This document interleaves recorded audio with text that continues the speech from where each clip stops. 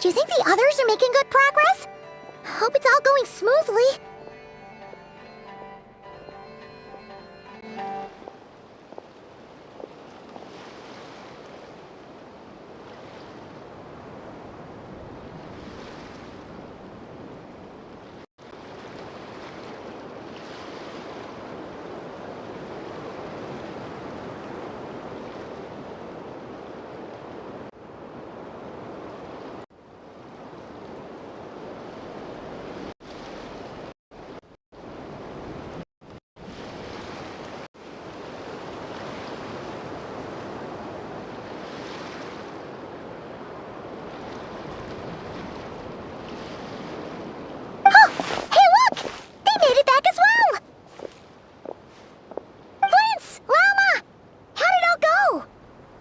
All is well, thank you.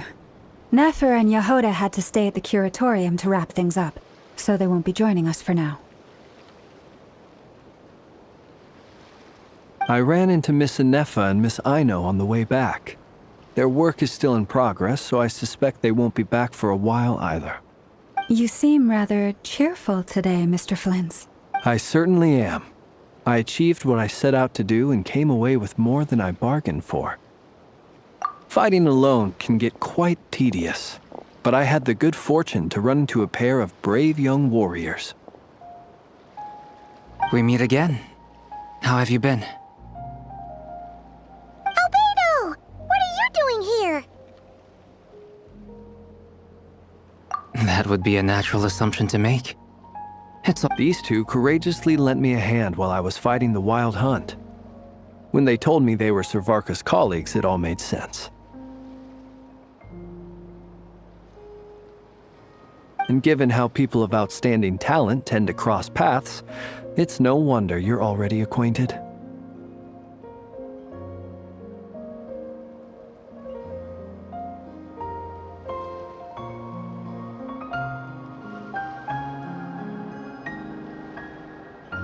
So, who's your travel buddy, Albedo? Why don't you come and introduce yourself?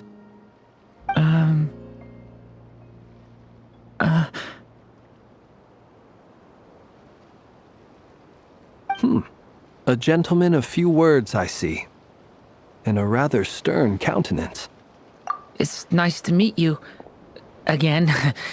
We've technically met before. Wait a sec! You're Minnie Durin! That's right. It's me. I'm glad to see you again. By the way, he says it's okay if you drop the mini. Yeah, I'm not as mini as I used to be. Interesting, isn't it? The first step towards blending into human society appears to be reflecting on whether one's name really reflects who they are.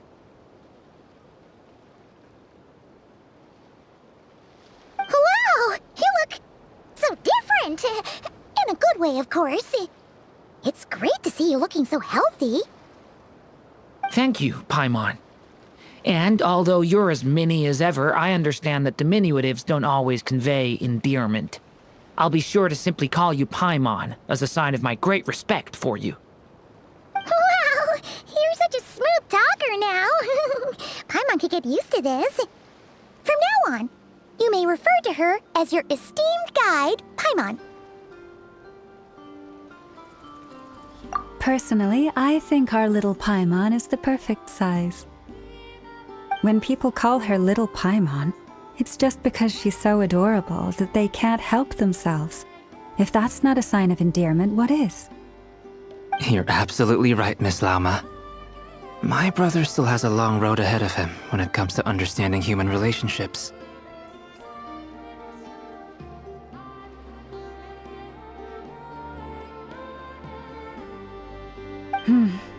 Anyway, speaking of long journeys, didn't Columbina, leave with you? How come She's been catching up with old friends. Wouldn't be surprised if she stopped for a cup of tea or Uh-oh. People are talking about me. Hope it's nothing negative.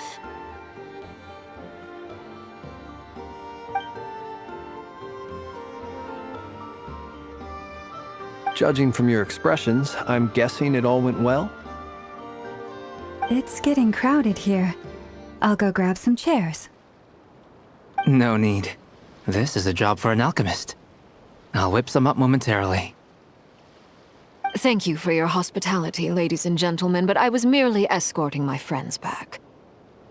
I'll be meeting Sandrone shortly, as we still have some things to discuss.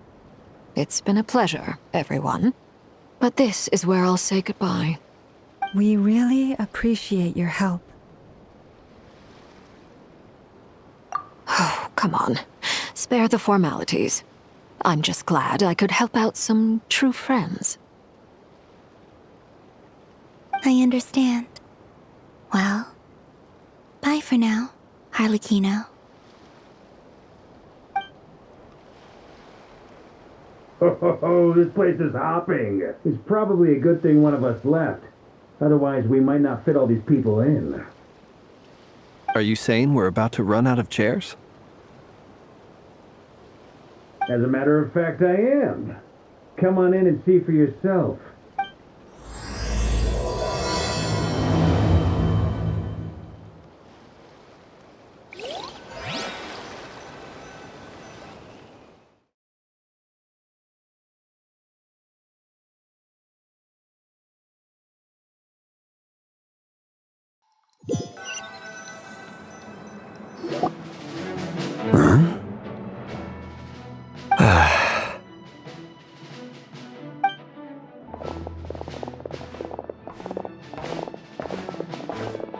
I overheard your little chit-chat outside, by the way. With Miss Columbina's colleague gone, we should be back to the original crew plus the other colleagues I brought in.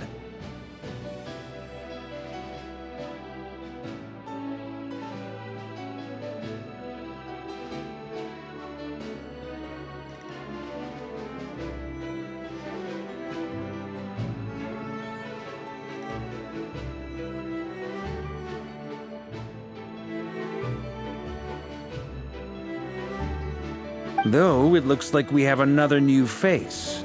Someone else managed to rope in a colleague, too?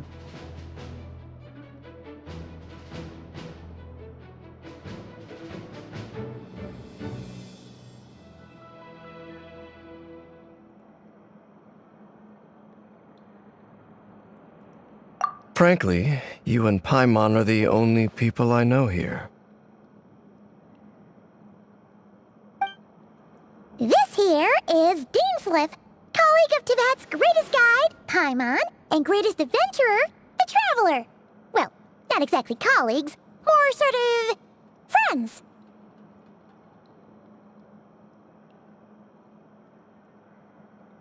When someone else jumps in to do the announcing, you know you're speaking to someone important. Let's hear what he has to say. Note to self. Once Paimon knows your name, the rest of the world will soon follow.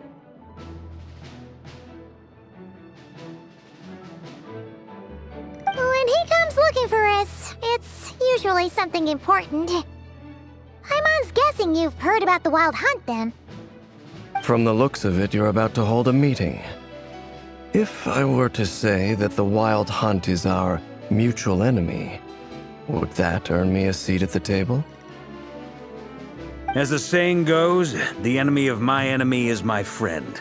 Mr. Dainsleif, there's a seat with your name on it. Though, I can't promise the same for everyone else. Hey, Albedo, think you can rustle up a couple more chairs? After all this time apart, Grandmaster Varka's first order is to rustle up a couple more chairs. I've missed this.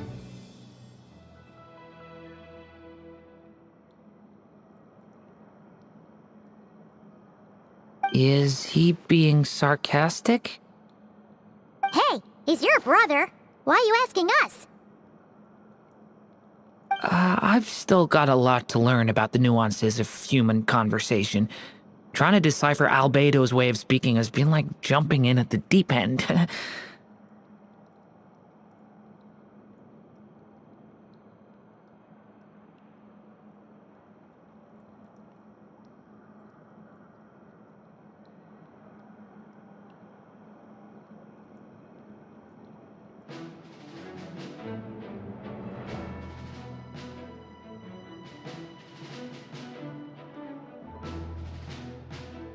Oh, good point. Paimon gets you now.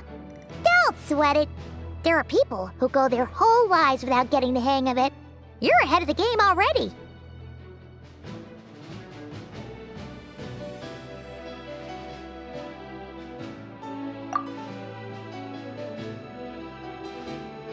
I wonder what's taking Nefer so long. Perhaps you should go and check in with her. If anyone can hurry her along, it's you. I just got back from the curatorium. Besides, aren't you curious to see what's taking her so long?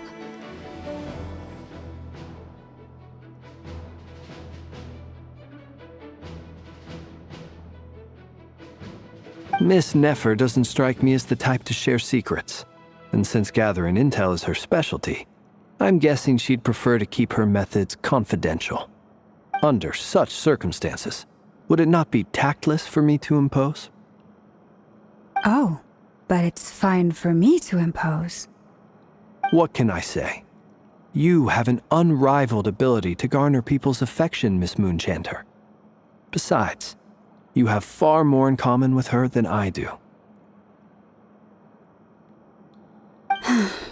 All right then.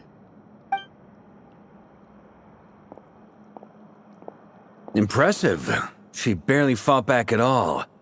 I admire your powers of persuasion, my friend. As I'm sure Miss Laumo will realize soon enough, the trick in life is to always pitch in with other people's responsibilities so that you can be selective with your own.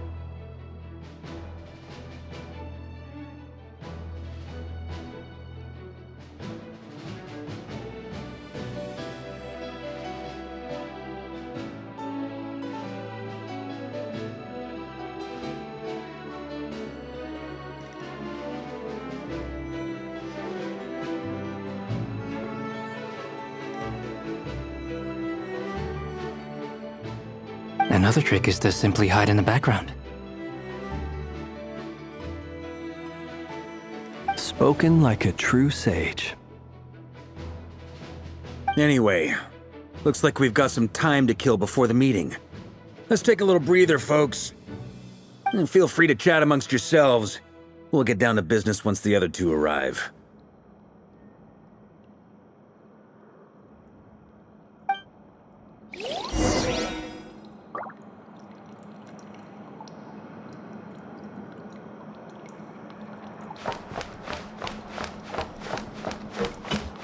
Is there something you'd like to say to me? Yeah! For starters, why'd you just show up here without... If you think back to our previous interactions, you may recall that that's hardly out of character for me. You do have a point there. somewhere to stay the night too, right? Want to tag along with us? You never know. We might get a group discount. Sure, let's do that. Great! Paimon will handle it! And in return, we can get Dainslift to be our very own personal bodyguard.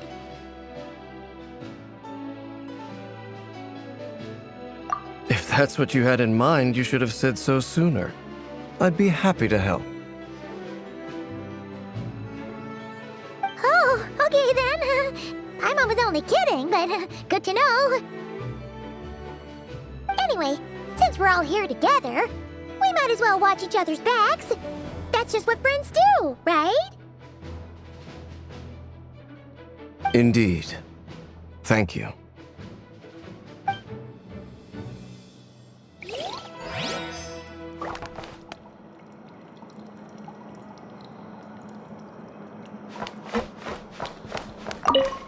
Truth be told, I can't remember the last time I was in a meeting with so many people. You're not alone there, my friend. The Lightkeepers also struggle to bring everyone together for a serious discussion.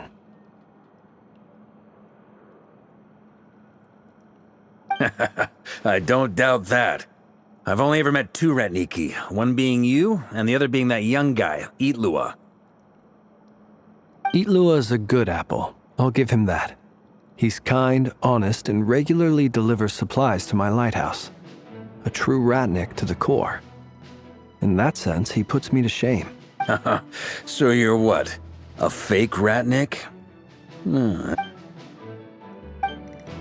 Come on, why the awkward silence? Sorry. I'm not even gonna bother trying to hide it. You've known all along, haven't you, my friend?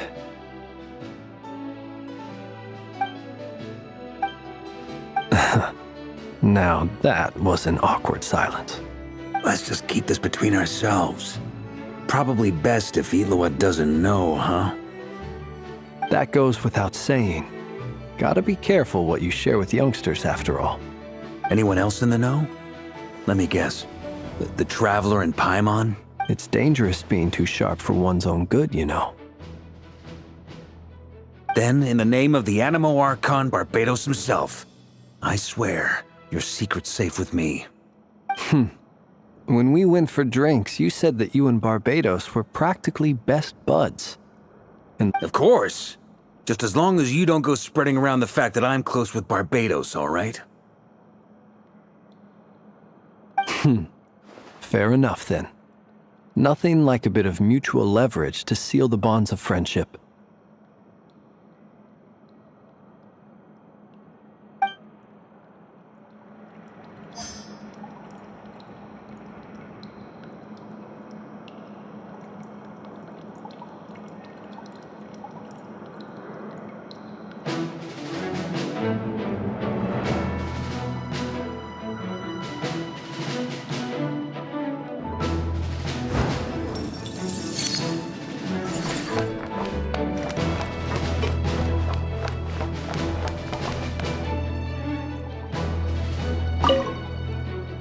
You're both awfully quiet.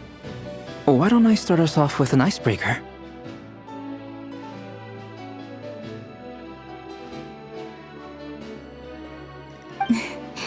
Much obliged. Have either of you ever had your portrait painted? If not, I'd be glad to help. That sounds like a lovely idea. You know how to paint, then? I dabble occasionally. He's an excellent painter. Tables, chairs, people, dragons, you name. I'm flattered. If I ever get the chance, I'd like to give it a try myself. I'll bear that in mind. Anyway, how about you, Durin? What sort of portrait would you prefer? Oh, I'd be fine with anything. Whatever style feels best to you. Very well. Then I'll play it by ear. You can replicate any style I want? I can try. If you show me a sample, I'll do my best to match it. Thank you. In that case, I'll dig up some reference material for you.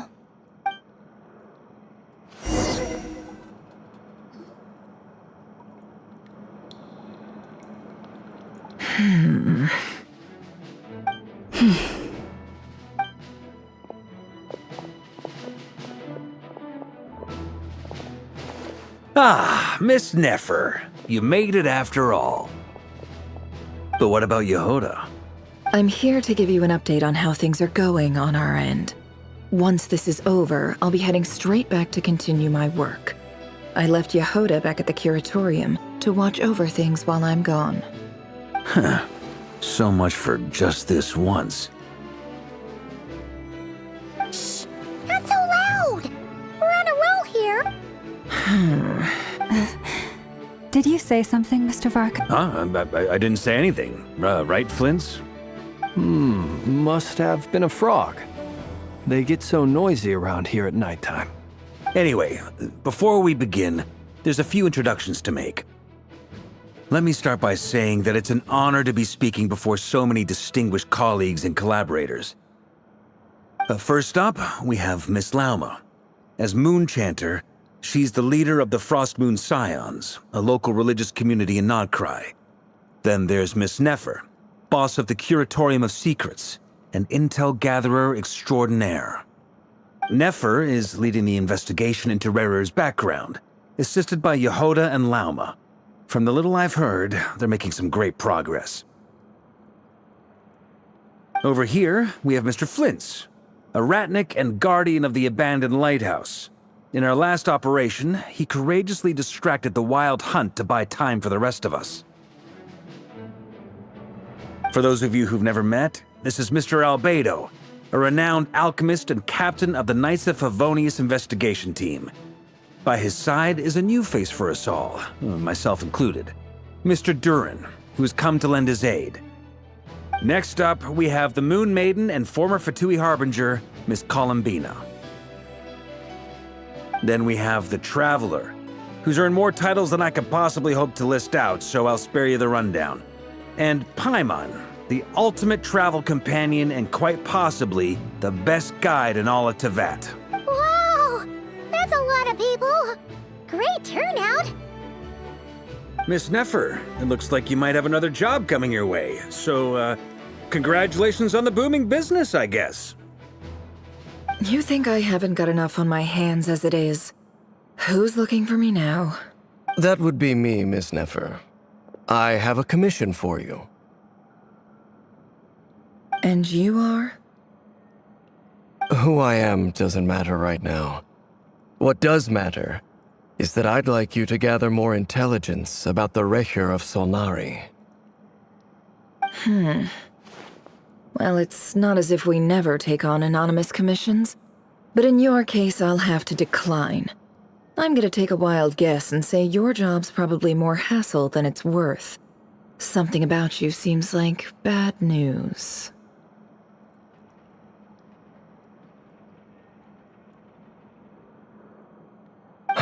It's my eyes, isn't it? Conrian, I assume. And what's with the mask? Are you trying to hide your identity? In any case, the fact that you're even still alive raises an awful lot of questions for me.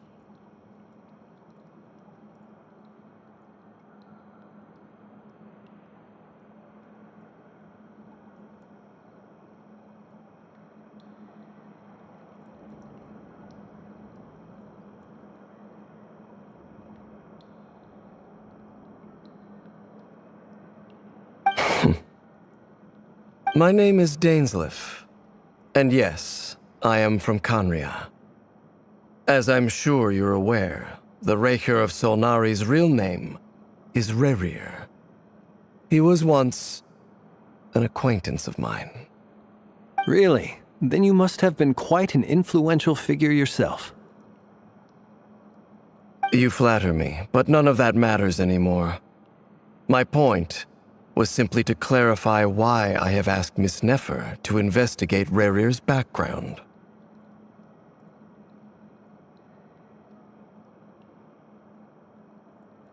So you're both from Conria, and it sounds like you used to be friends.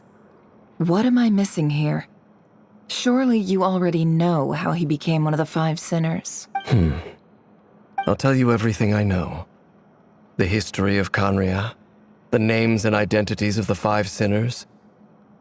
I have never spoken openly of this before. But the truth was exactly as people say. The 5 sinners were each driven by their own desires, and it was by playing upon these that the Abyss tempted them to their fall, tearing Conriau apart in the process. The visionary, Vedifenir, who wished to foretell the future.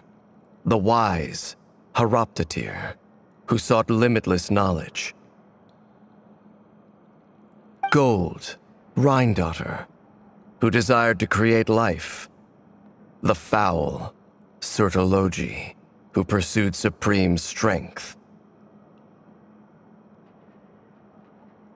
And last, but not least, Raker of Solnari, Rerir, Ravager of the Moon. Of the 5, Rerir is the only one who remains a mystery to me. He never harbored grand ambitions, so what changed in the space of a single night? How did he come to fall like the others?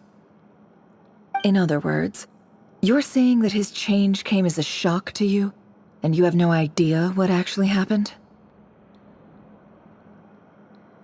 That's right. You mentioned how the Abyss tempted them, which led to their fall. But what did that look like in practice? And what other context can you give me about the events of that time? The more detail you can give me, the better. Strangely, now that it comes to it, I heard the fateful night took place during the era of the Eclipse Dynasty. One day, my elder brother, the visionary, Vedifenir, was summoned to the palace by the Vinster King, only for the king to gouge out his eyes and cast him into the dungeons. When I came to hear of this, my fury knew no bounds. I gathered together every ally I thought I had, and together, we set a night to storm the palace and free Ved. Centuries on, the memories of that night still haunt me, like a never-ending nightmare. We broke through the palace gates, just like we had planned, but then I was betrayed. Even Vedifenir, the very person I had come to rescue, abandoned me and partook of the Abyss's power. So, it's personal after all. Then tell me, Mr. Dainsleif, what price are you willing to pay? You, of all people, must know that nothing comes for free. I cannot say what price would be worthy of such a commission. But know this, Rerir was not always a madman. Believe uncovering the truth of Rerir's past is the only way to unravel this mystery. But before you decide if you will accept my commission, I will tell you more about him. Sounds pretty good to me. Feels like we just flagged down a random passerby, only to discover he's actually a master strategist who has a score to settle with our enemy.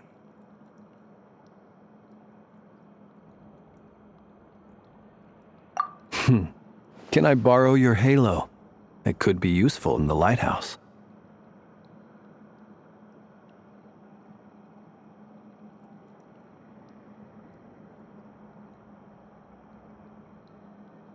Hey, enough with the wisecracks! Besides, isn't that lamp of yours bright enough already? Relax.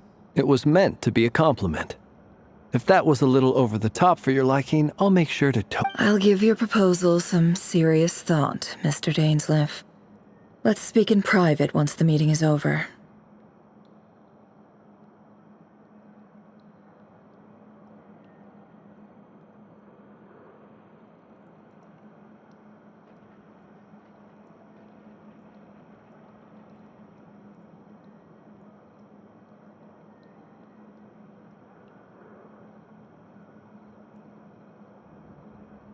Before that, there's a few things I'd like to share.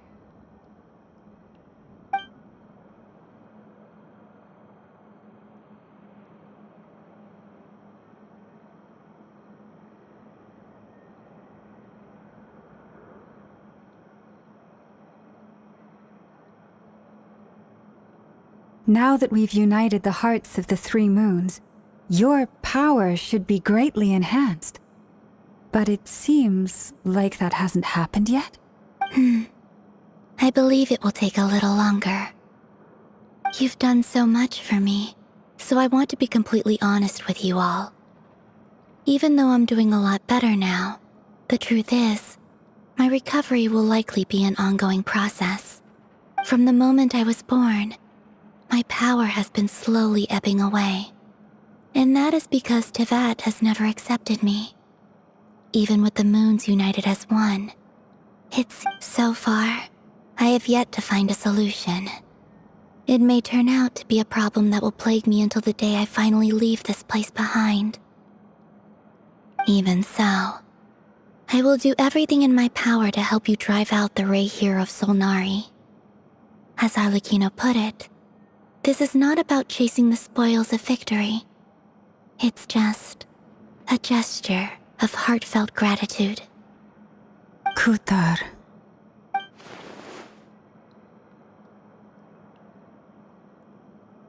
Defeating the Ray here of Solnari will be no easy task. While my strength slowly recovers, we'll also need to gather more intel. Naturally. We should take all the help we can get if we hope to defeat him.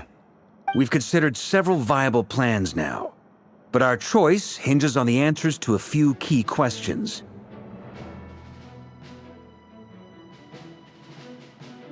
Is it even possible to kill Rerir? What experiences shaped the person or monster he became? And what's he really after? Given Albedo's expertise in alchemy, I think we should leave him to try and answer the first of these questions. Understood. As for the other two, I'm afraid we'll have to count on you again, Miss Nefer. Believe me when I say it's not my wish to burden you. But right now, relying on your skills is our only option. So you're placing all your hopes on me, huh? We can't thank you enough for agreeing to help us. Honestly, I can hardly believe how lucky we are. You sure have a talent for changing your tune, Miss Moonchanter. Timid like Yehoda one moment, then flinches insincere flattery the next.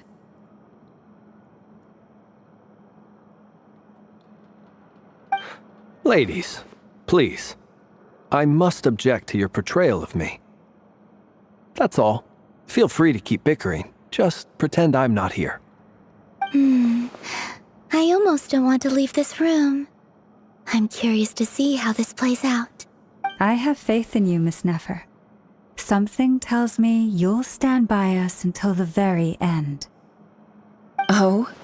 And what makes you so sure of that? What if I suddenly decide that my compensation is insufficient? This isn't about the money. I can sense that you've got a deep-seated distaste for Rerir. And knowing you, that alone is motive enough. Look at them getting along so well. Like two peas in a pod. And I'm the one they accuse of insincere flattery. There is no justice. Miss Lauma, you have to understand something. Unlike you, I don't actually enjoy having everyone's hopes on my shoulders. Is that right? Well, maybe the fact that I'm willing to put my hopes in other people says more about me than you. Anyway, we've got our plan, so let's get moving. Mr. Dainsleif, let's talk. And Traveler, once we're finished, if you've nothing else planned, I'd like you to come with me. This whole experience is teaching me a lot. For instance, I now know that when other issues come up in the future, I'll have far more luck getting Lauma to convince Miss Nefer than trying to do it myself.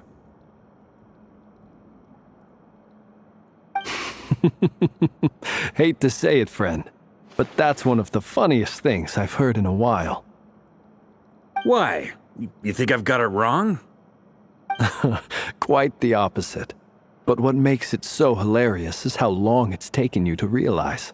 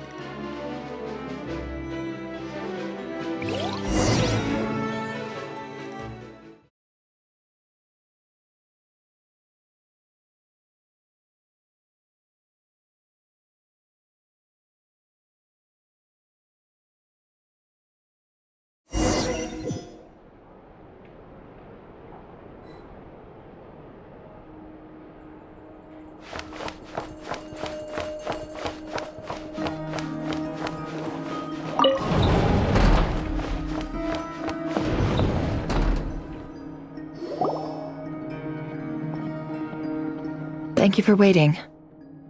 It's okay. We actually used the time to help Dainsleif get a room at the hotel. That's very considerate of you. Now, I trust you share my curiosity about Rarier's past, and you seem fairly familiar with Mr. Dainsleif already. We spoke at some length after the meeting. He was the one who suggested I should invite you to join this operation. He feels confident that these secrets will be safe with you. Dane has a lot of faith in us, that's for sure.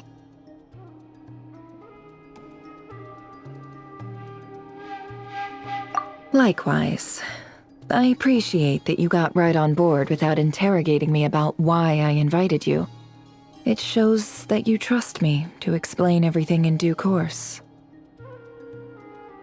That's because we know what you're capable of. We appreciate you too, Nefer.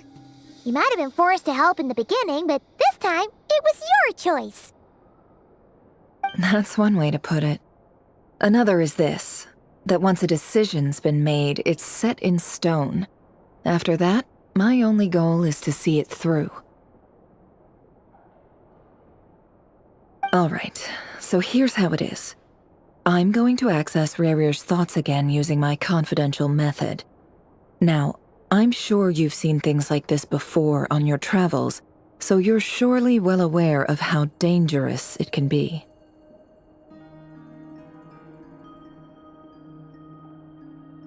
The reason I've gathered you all here is to ensure my safety during the proceedings.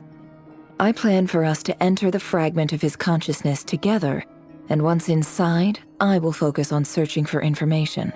Think of this as a diving expedition into someone's brain. Once the ceremony begins, we will all be spying on privileged information. But in the interests of safety, you must remain absolutely silent at all times. Lastly, any individuals of a weaker constitution are advised not to partake in the ceremony. In any case, Paimon has her own job to do.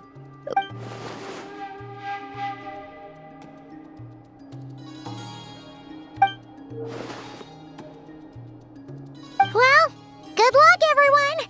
Sounds like all Paimon can do is cross her fingers and root for you guys. There's a little more to it than that.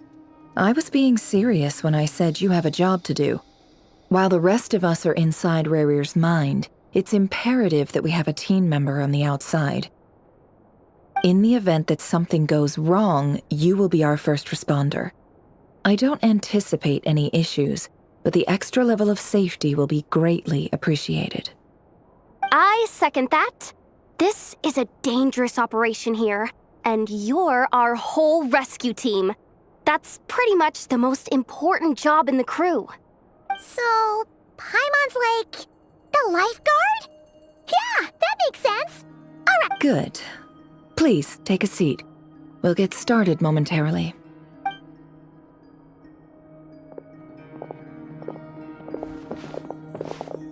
So, did Mr. Dainsleif tell you anything else?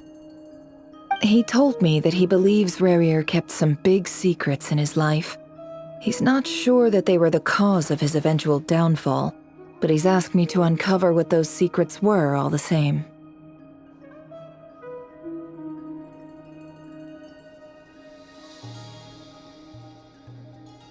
But surely you're not planning to go through with this, no matter the cost.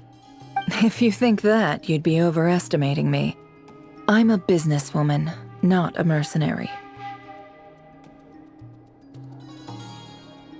But I do have my own professional reasons for taking this job. You think I'd turn down the opportunity to get a first-hand glimpse into Conrian history? No chance. Well, as long as you don't let morbid curiosity get in the way of safety concerns, we're good. We'll do whatever we can to help you. You're such a killjoy.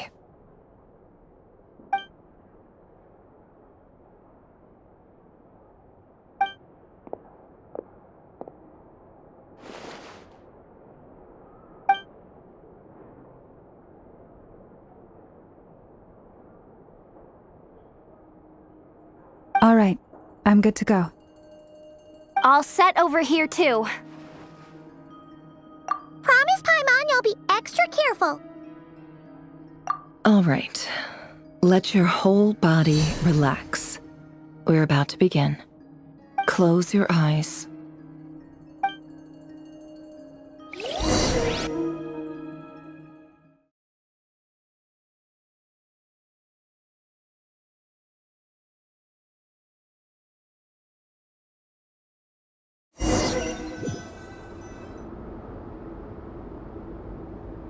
Phew. Could this be his office? Pretty standard setup.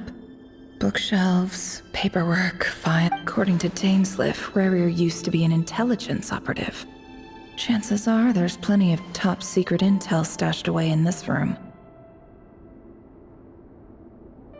Is this where you keep your secrets, Rarier? Can't say I'm not looking forward to this.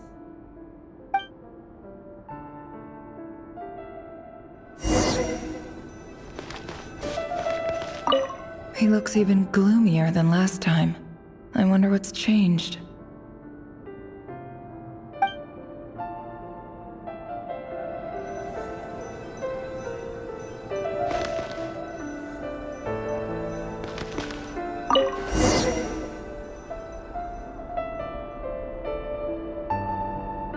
Today's files are in.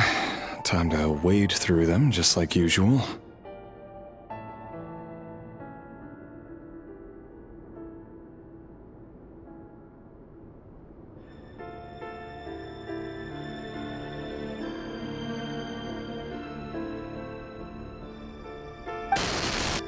Male, 51.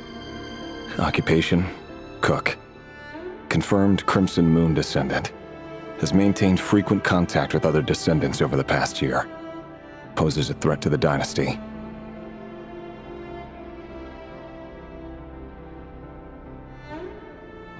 Neutralized.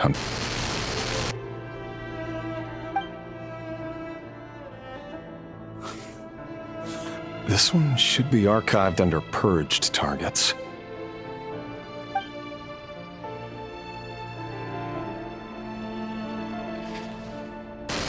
Female, 23. Occupation, office clerk. Confirmed Crimson Moon descendant. Has maintained frequent contact with other descendants over the past year. Poses a threat to the dynasty. Neutralized.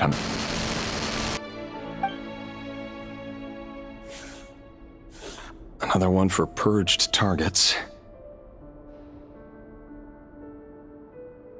Sounds like she was that other man's daughter. Never mind. What's it got to do with me?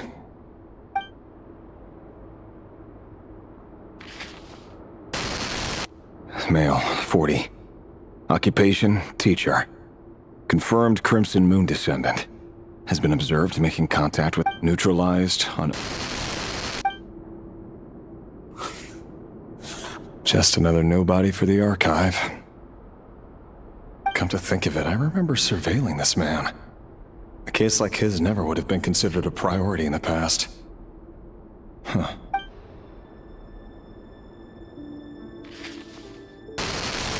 Female, 16. Occupation, none. Orphan and confirmed Crimson Moon descendant. Has been observed making contact with other neutralized on... Filed. I have no recollection of this girl. None whatsoever.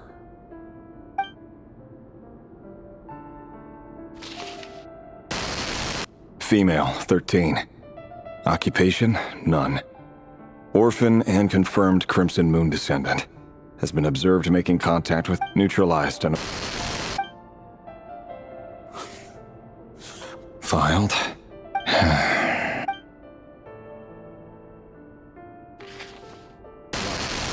Male, 11. Occupation, none. Orphan and confirmed Crimson Moon descendant. Neutralized and...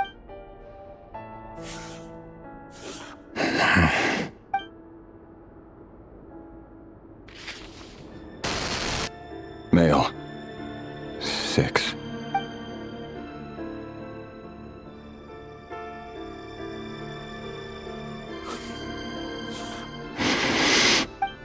It's funny, isn't it?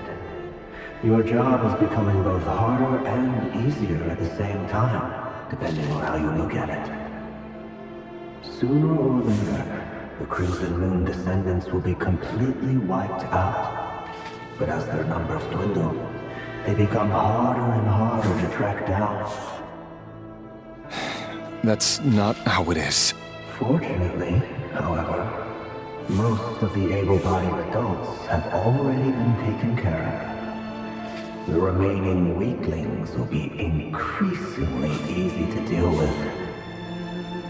No! No. My job is to ensure the survival of the Eclipse Dynasty. And the only way to do that is by eliminating any and all potential threats. It's a perfectly legitimate line of work. Every single one of my colleagues can attest to my fairness. And if my friends were aware of the facts, I know they'd back me up too.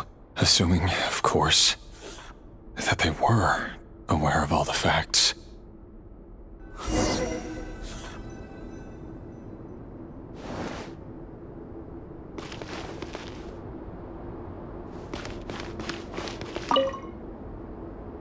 A box containing a ring inlaid with a precious must be for his girlfriend.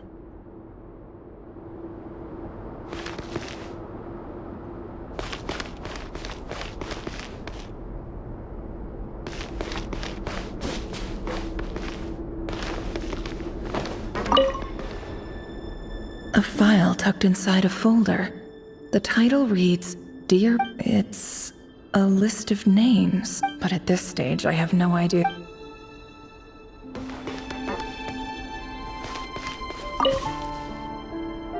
Wonder what kind of encryption technique this is. Seems... Aha! It's an audio recording. Please, hear me out.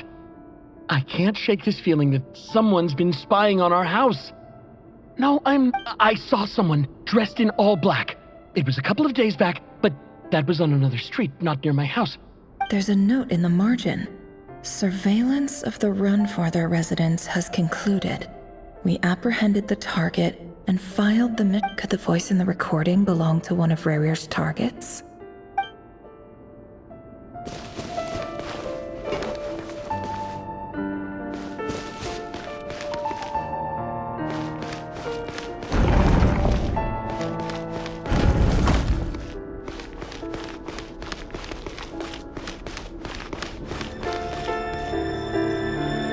Mr. Vedafelnir? It's been quite some time since we last met. Rarier, I trust you're here because you have something important to discuss. Forgive me. I wasn't tuning out, it's just, I noticed you didn't even phrase that as a question. As if you knew I was coming.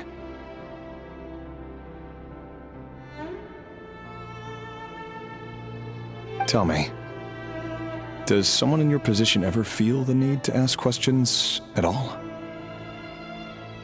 It is indeed within my power to foresee certain things.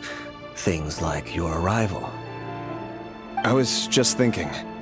It won't be long before I'll be inviting both you and Dane to my wedding. That isn't a lie, but nor is it a fact as such. It's a wish, isn't it? No fooling a prophet. Ever since that day we met for drinks, I knew it was only a matter of time before you came looking for me. Does it feel good? Knowing I'm afraid the notions of good and bad fail to capture the complexity of what such a power entails. Once you've seen what will come to pass, it can be all too easy to succumb to fear and melancholy. You fear my silence, and long to hear the words I left unspoken that day. That's right. You must have noticed my reluctance to broach the subject, and the reason is simple. Because the truth could never have lived up to your hopes. For both our sakes, such words, the burden of prophecy, was never meant for your shoulders. So who exactly do you deem worthy to hear your prophecies? None but or rather, our king as he once was. You're closer to His Majesty than I am. You must know better than anyone how much he's changed. You say that as though it is to my benefit. Yet precisely because of that, I dare not speak rashly. A king can turn out to be the most virtuous of rulers, or a tyrant more terrible than the most vicious of dragons. You are so wise and far-sighted, yet still you would have me live. You make a fair point. Especially given my silence alone was all it took to send you spiraling downward. Very well then. Let me offer you some advice. And I say this not as a prophet or a visionary, but simply for many reasons. There is very little chance of your marriage ending in happiness. If happiness is what you seek, you should find another fiancé.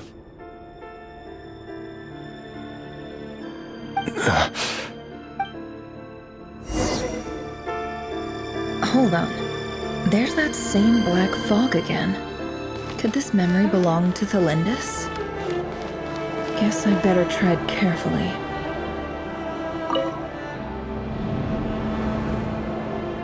Wait. Hear me out. This time we finally got a clear look at his face, and it's simple. I want you to kill him. You are the only person he would never suspect. No, absolutely not. I would never dream of doing such a despicable thing.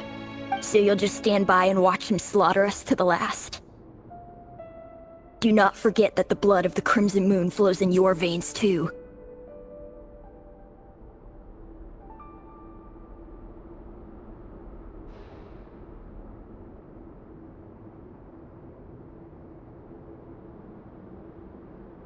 The blood of the Crimson Moon? What does that matter now?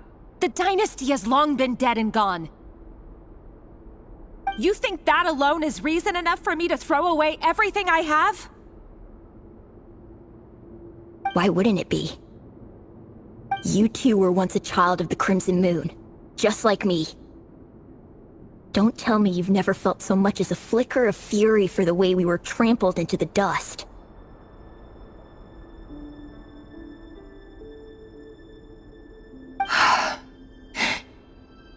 As long as you promise to abandon this pipe dream of restoring your dynasty, I can try to persuade him. Or have him persuade the Vinster King. Persuade the Vinster King? Do you even know why he's so obsessed with hunting us down? Why he keeps trying to force us to hand over our secrets? The Vinster King. A blind fool. His eyes clouded by powers from beyond this world. A petty little man with a miser's heart. And he dares to sit upon the throne? Mark my words. Sooner or later, Conria will fall. And it will be his doing. If you can't bring yourself to do it, so be it. Just you watch. It won't be long before calamity descends upon us all. The Rehir of Solnari. That really is quite a secret you've been keeping from me, Rerir. But who am I to talk? Am I really any better? I've kept my own past a secret this whole time. Love should be built on honesty. But ours was born from lies. And yet, is it really so wrong to hide things that would only make life harder? If we don't cover up the parts that no one else should see, how can we go on pretending to be normal? Vedifulnir must have known all this. And that's why he made his prophecy. In the end, but I won't just sit by and watch this disaster unfold. I'll do everything in my power to protect what I cannot afford to lose.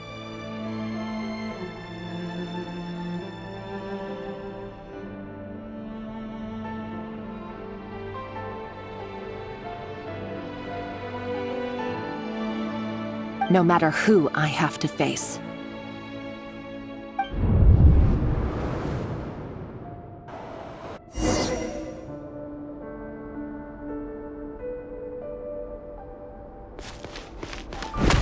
Huh? Was that Rerir who just walked past the window? Doesn't it give you the chills that he still takes the same road to work every day?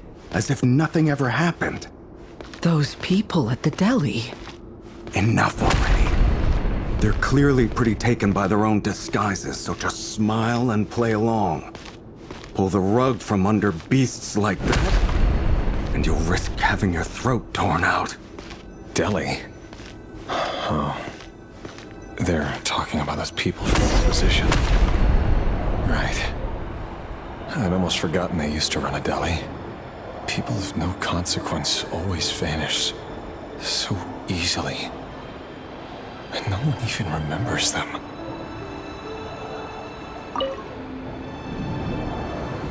But surely you can see he's not the man he pretends to be! So many have died already, and they say that the king's madness grows with each passing day. We're not going to survive this, are we? But why does it have to be this way? Do we really deserve to die just because of the blood that runs through our veins? Kalindis, are you even listening? Sorry, Freether. My mind was off wandering. I heard you, though. You're talking about what Rerir said. He's just following the king's orders. He's a secret agent, and it's his job to hunt down rebels and dissidents. By the time you first met him, he'd already taken lives. Maybe he was using you from the very beginning. No.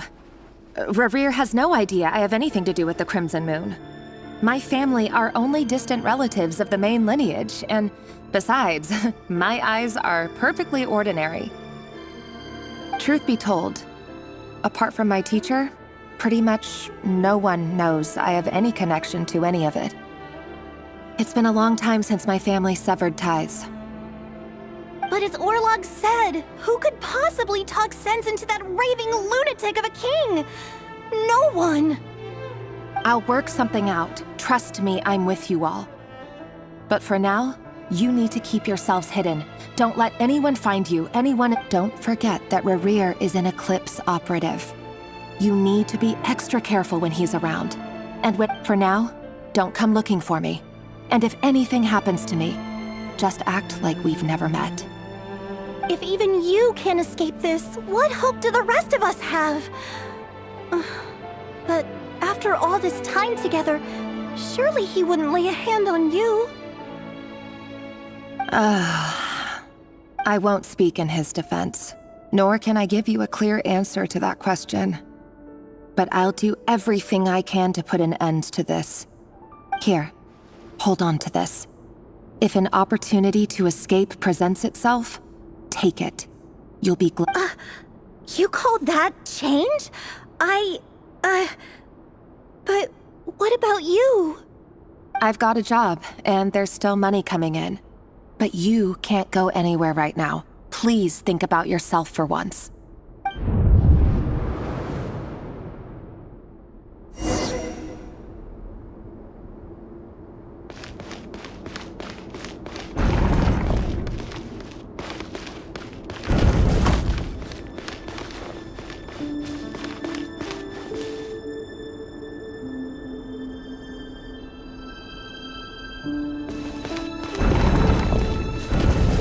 Another day, another round of assassination training. The training ground is just beyond this hidden passageway. When you kill a person, doesn't it bother you when you end up covered in their blood? Why would it? Aren't we all just walking blood bags? But not everyone is accustomed to hunting down others like prey. You've been a hunter for so long now, you seem to have forgotten that most people don't just go around killing one another. Leave me alone.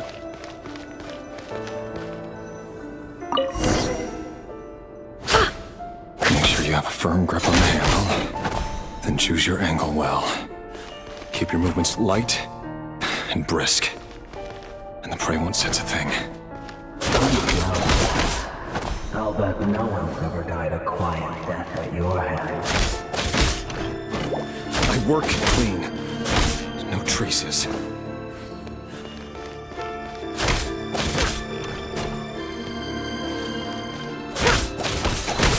That doesn't make it open and above board.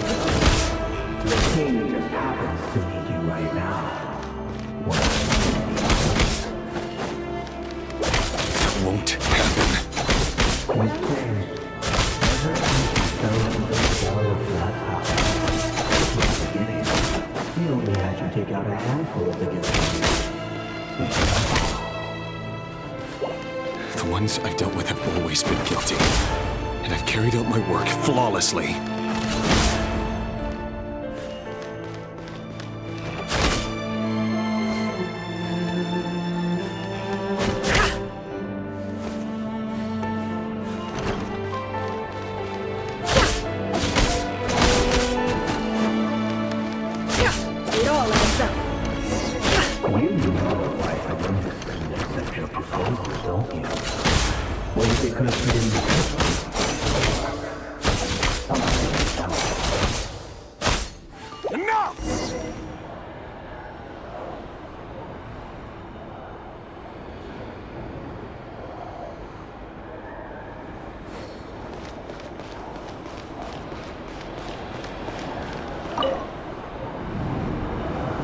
Delindis, do you still remember Orlog?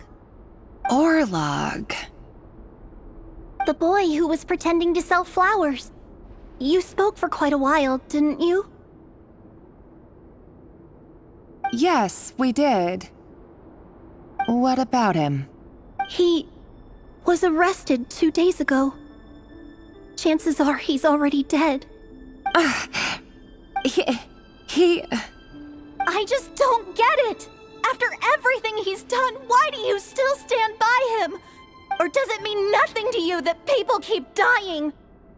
No, that's not... Just hear me out. I need to go now, Delindis. They're looking for us. You take care too. If you ever need a place to hide, come find...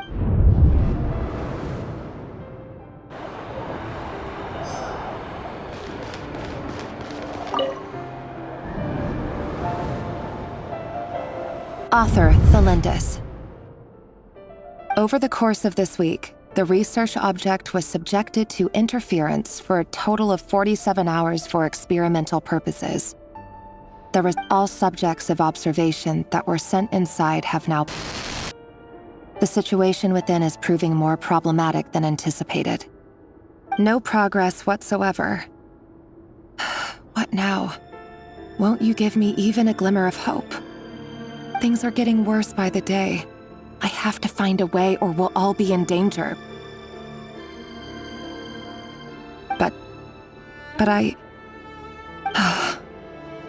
If all this research comes to nothing, what then? Sooner or later, it'll be my neck on the line. But could he really bring himself to kill me? No. Surely he wouldn't have the heart.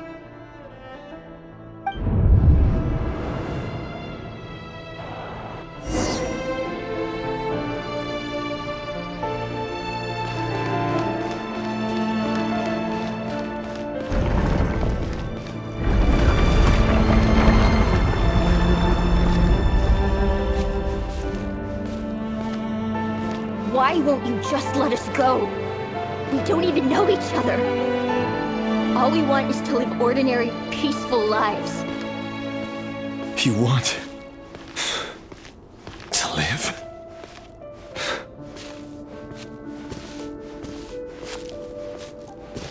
Yes.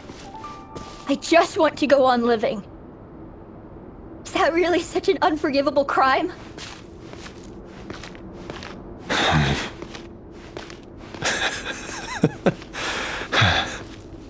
You want to go on living. I want to keep living too. To keep living forever. That's why I have no choice but to continue on the path I'm on.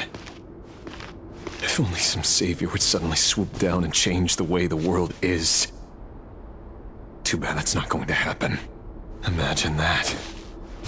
If there really were such a person, you and I wouldn't be standing here like this, would we?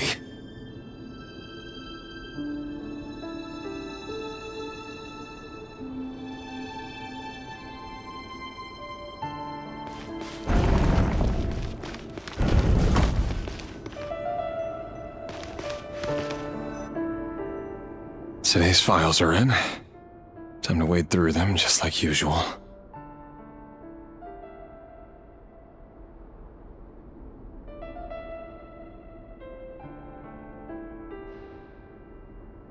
No, I don't get tired of it.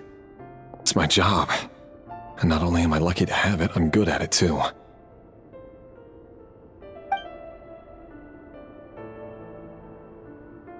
Huh. Wait. That's... Thalindis?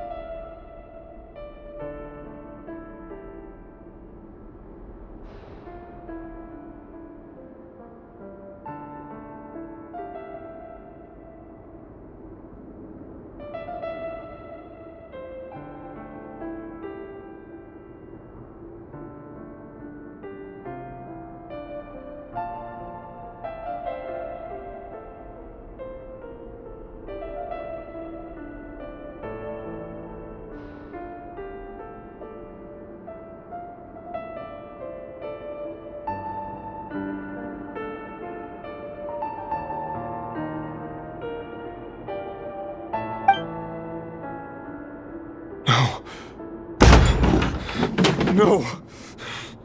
No!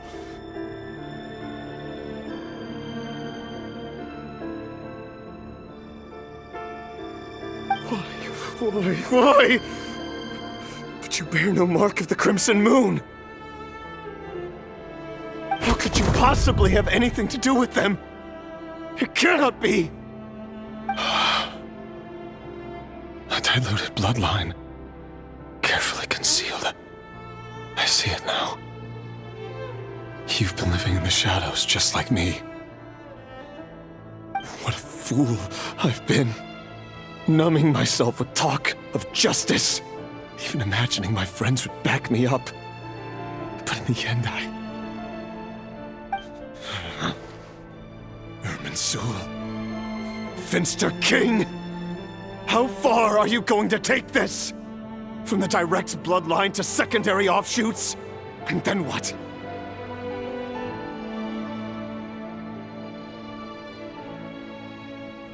Today it's the descendants of the Crimson Moon. Who will it be tomorrow?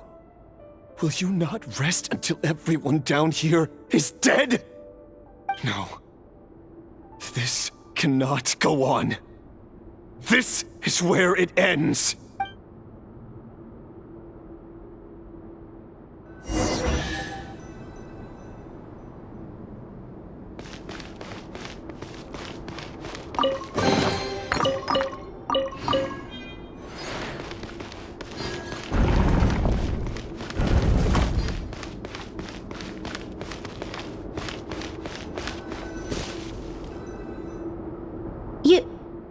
You're really letting me go? I am. As long as you can guarantee that no one will find you. Don't worry, I'll be extra careful. No one will know I was here. But what about you? If you let me go, you won't be able to complete your mission, will you? Good point. In that case, maybe you should stay. No, please! I just want to see the outside world again. To...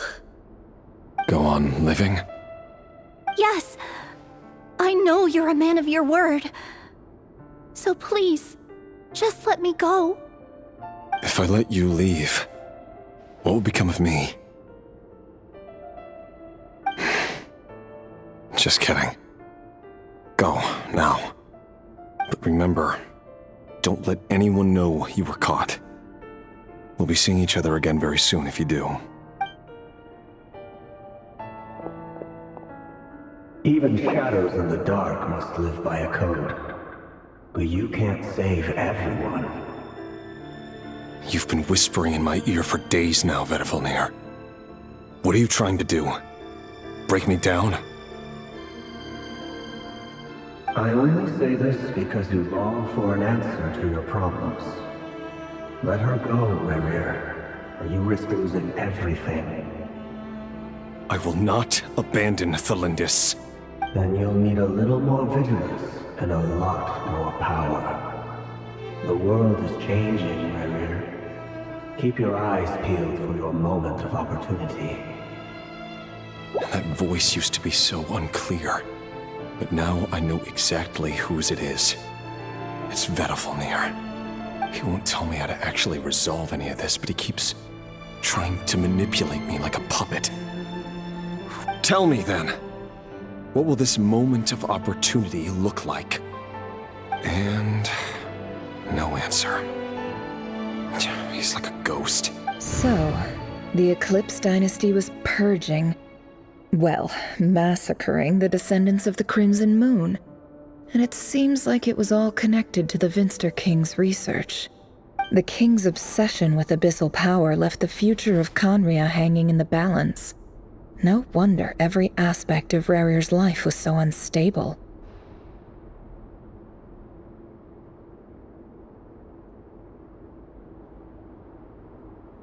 And it looks like this Thalindis, Rerir's would-be fiancé, herself belonged to a sub-branch of the Crimson Moon dynasty's descendants. It almost defies belief that a couple like them could hide the truth from each other for so long. If the Vinster King hadn't intervened in such a drastic way, they might have gone on deceiving each other for the rest of their lives.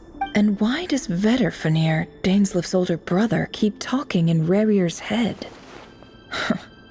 This guy kept more secrets than I ever imagined. The human mind is like a vast desert of shifting sands.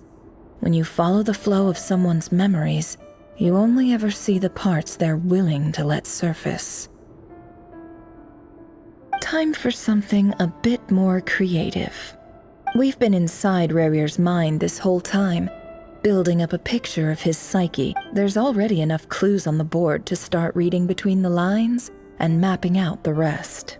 Now, we can finally begin to put the pieces together. Sure, it'll only be a reconstruction, part simulation, part reasoning.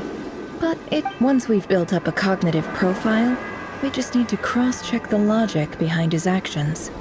And then we'll be able to take a sneak peek at whatever it is that Rerir has really been hiding.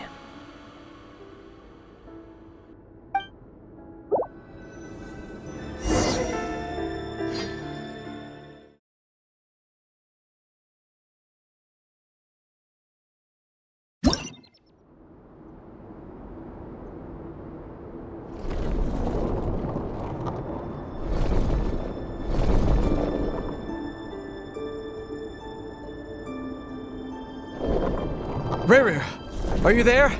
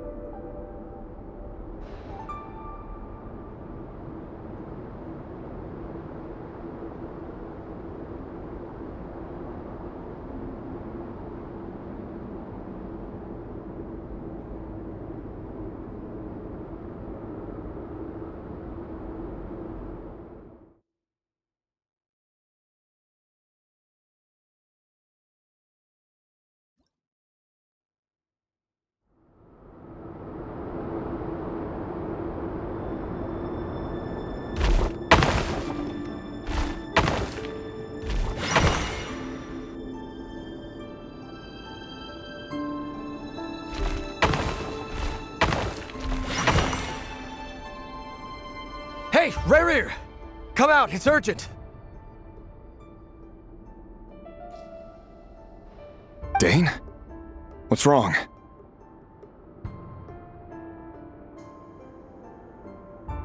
Quick, come with me. I'll explain everything once we've met up with the others. Okay. I'll come.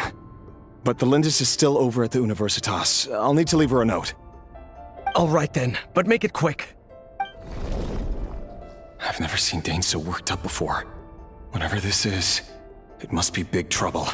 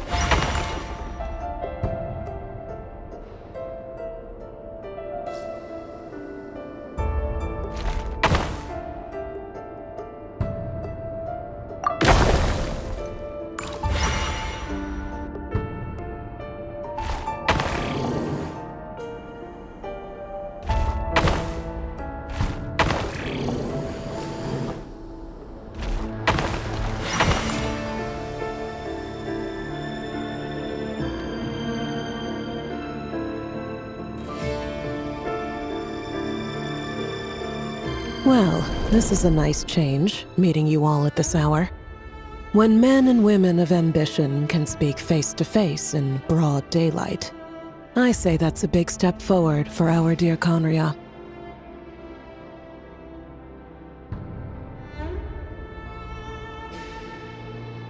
Don't be ridiculous. We do not fear the day. Why would we seek refuge in the night? You might ask your blade that same question. I'm told it prefers the cover of darkness. The word on the street is that Sir Delogi only strikes when he has an unfair advantage. But that is patently false. I see you're missing an arm and a leg. Surely only a fair fight could explain that. If this is your way of offering me replacement limbs, believe me, I'll take them. Oh, we can certainly discuss that. With bioalchemy, anything is possible. Assuming I have your full support in my research. Lunatic. Robtatir, what brings you here?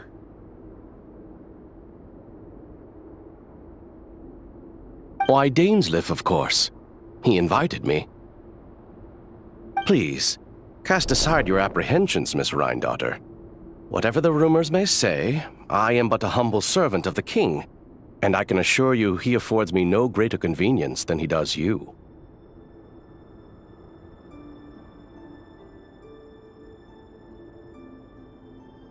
Well, the Universitas Magistrorum won't stop fawning over you. So at least some of the rumors must be true.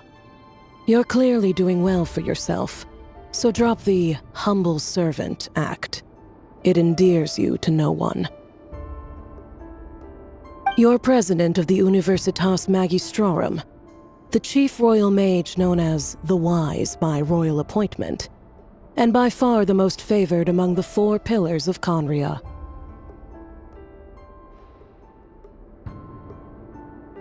Vice President Veit doesn't even try to hide his envy when he sees you. My success is the product of hard work and good luck. It's as simple as that. Were the king not such an extremist, I hardly think I would have received a senior post at my age. Of course, no job is without its gripes. Serving a king like ours can be a challenging task, as I'm sure you can imagine. And as for Efterveit, in missing out on the presidency, he's dodged a mountain of stress. Like everything else in life, it comes with pros and cons.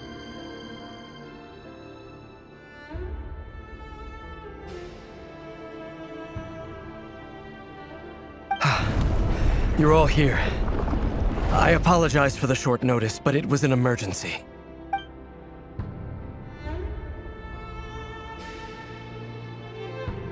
You must be Rarir.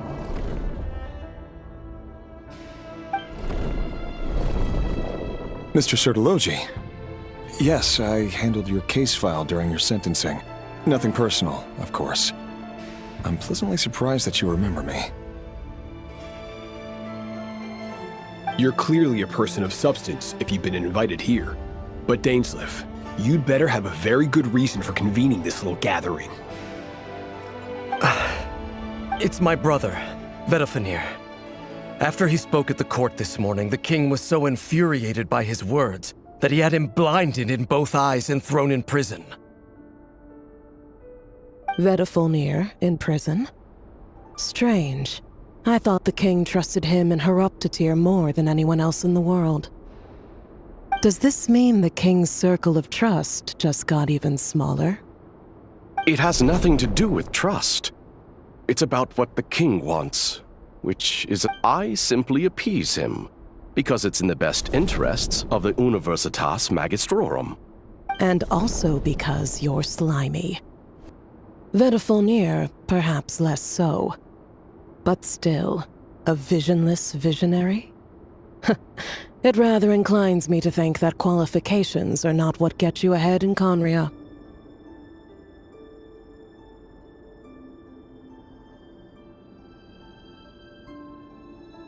Do you honestly think this is an important discussion to be having right now? Dane, what are you planning to do?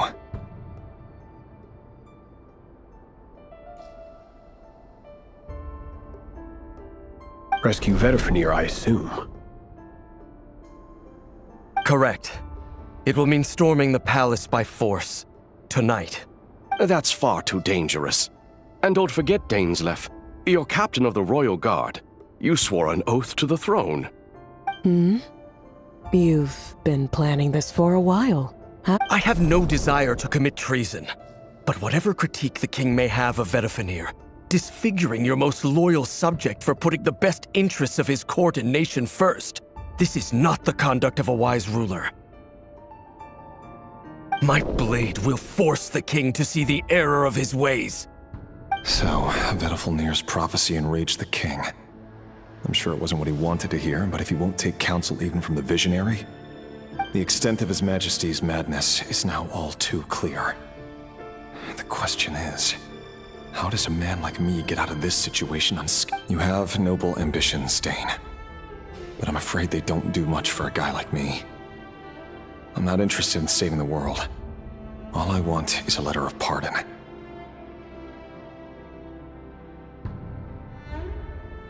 A letter of pardon? For whom? Thelindis? The chances of the Vinster King issuing a pardon for anyone connected to the Crimson Moon seem vanishingly slim.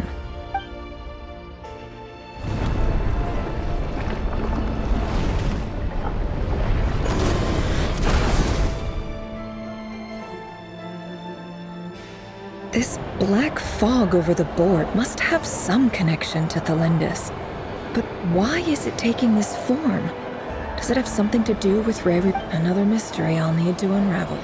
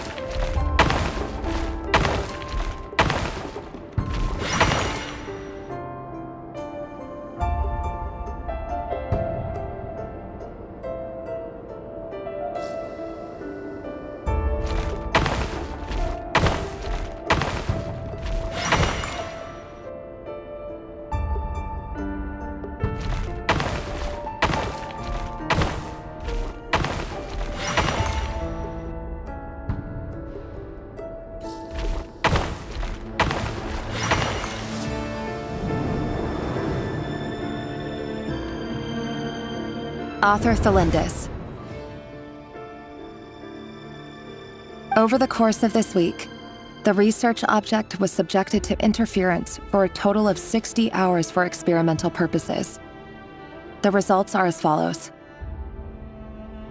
Research dating back to the Crimson Moon Dynasty has established 2 points regarding moon marrow. Firstly, its origins have something to do with a god's power. Secondly, it serves as a portal to an as-yet indeterminate location. Moon marrow can thus be defined as a spatial gateway.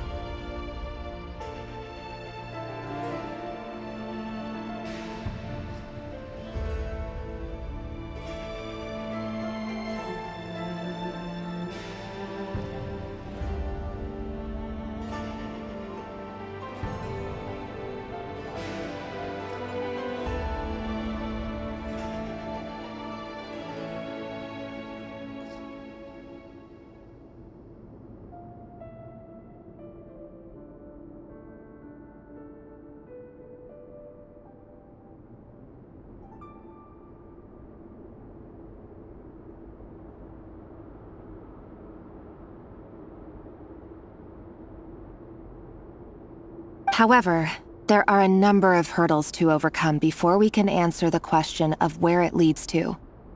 To start with, an enormous amount of power is then required to keep the gate open.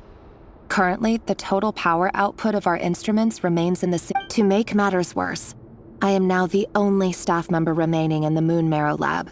The Universitas Magistrorum recently decided to move most of its personnel into abyssal energy research, which has stymied all Crimson Moon-related. This is not a wise move.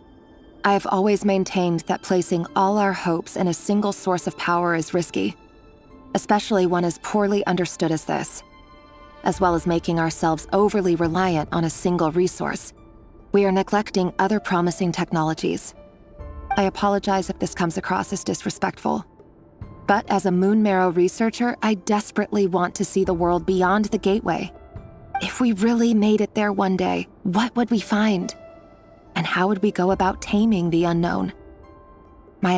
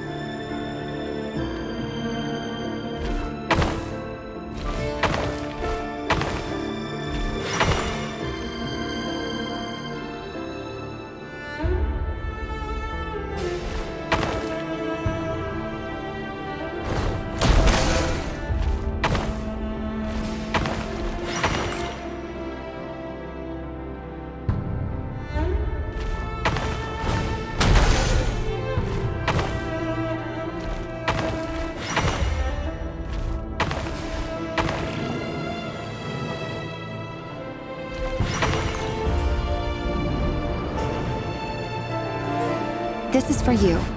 I heard you're gonna leave the city with your parents. Thelindis, did you hear about... I've heard nothing. Rerir got back very late last Friday, and he was acting a little unusual, but he slept pretty well, so I'm guessing whatever he did was a good deed. You never saw him, and I don't know what he did. And this conversation never happened. You understand?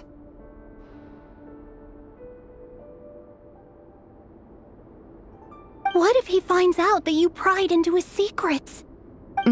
Don't be silly. I don't know what secrets he does or doesn't have. All I know is he's just a normal guy who happens to run... Are you scared of him? I don't know. The Rerir I know doesn't match the person you all describe. Logically, I should be scared of him. And yet, I don't want to lose him. But enough about that. You should get going, and be careful with the package I gave you. Keep it secret. Keep it safe. What's in it? A piece of the moon.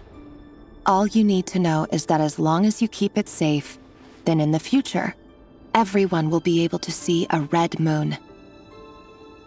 A red moon? You mean our moon? That's right. Our moon. Promise me you'll look after it. I promise, Thelindis. The Crimson Moon bloodline will never die out. Its light, the color of blood, will become like a fire that flows in our veins, no matter how long it takes.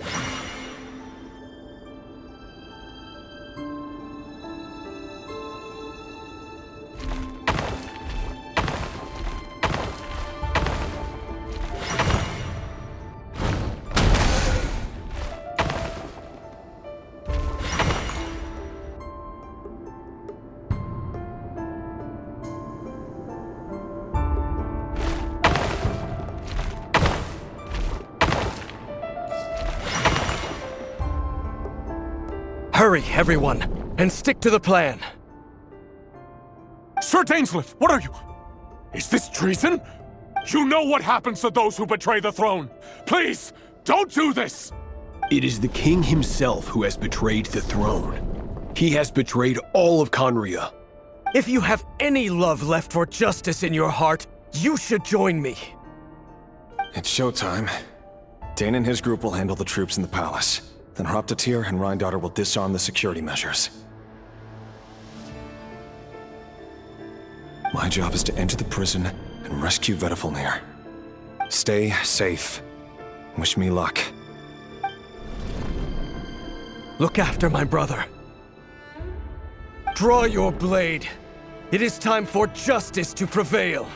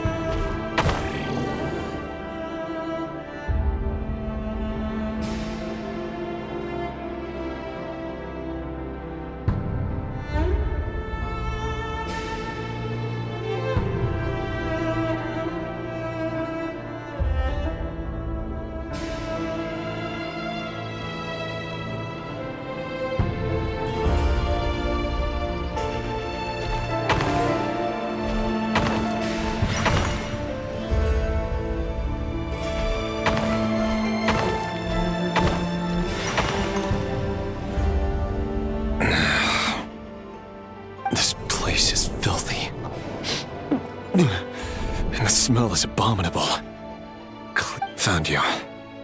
Hello, Mr. Vedafilnir. It's you. Surprised? Oh, wait. I guess surprised. I certainly felt some surprise in the moment when I was blinded.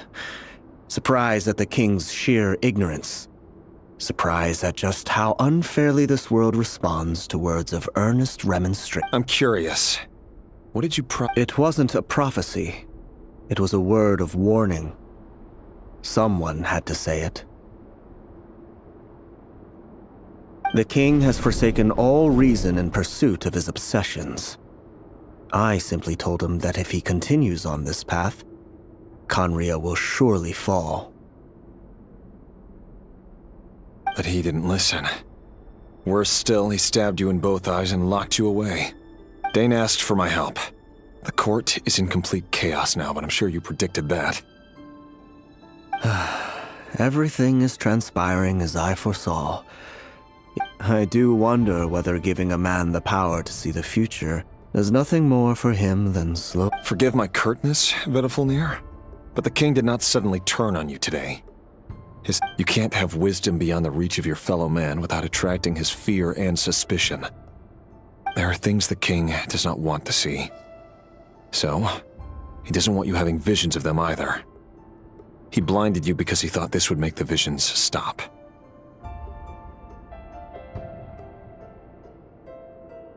He wasn't entirely wrong. I did indeed lose my power to see the future.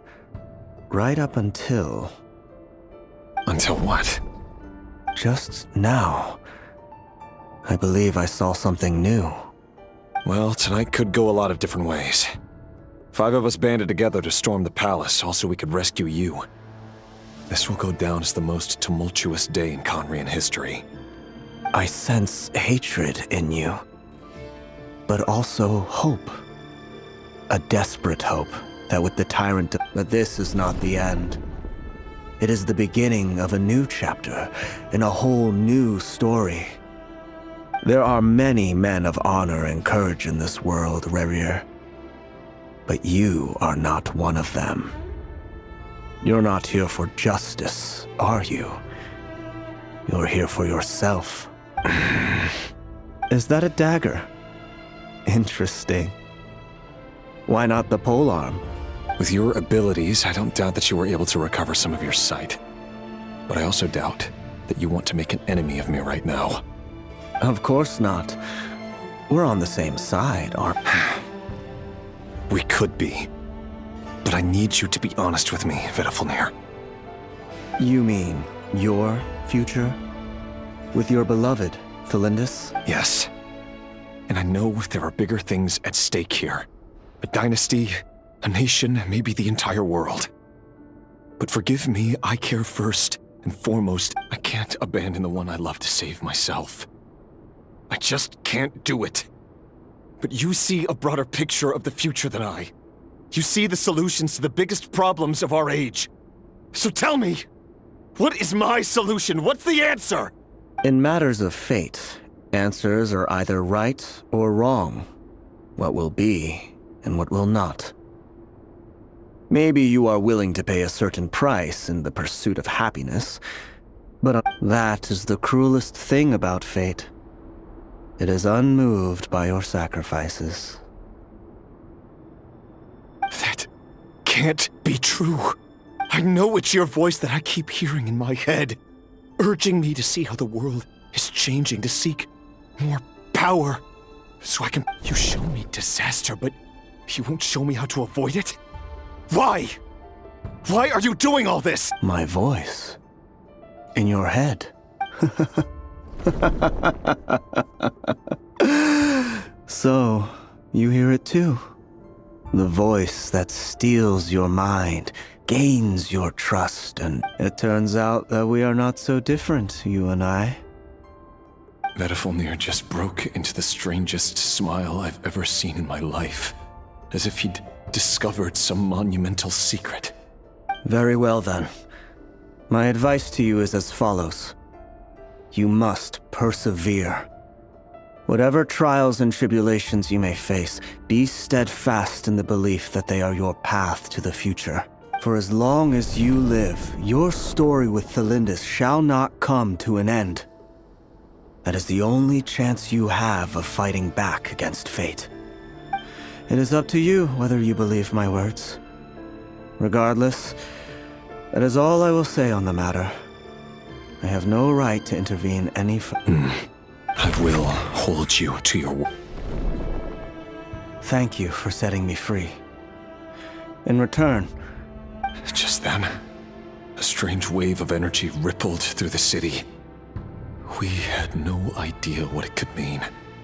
If I were you, I would head to the Universitas Magistrorum. The Universitas? Oh no! I'm sure we'll be seeing each other again very soon, Rerir. Whatever Vedifalnir said, I didn't catch it.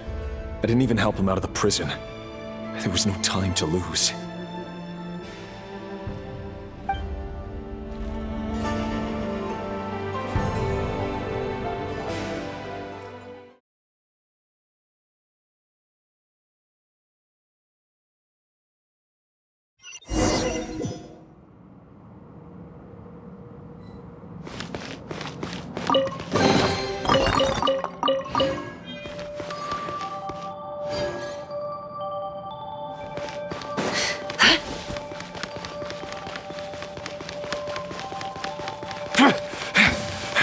Monsters?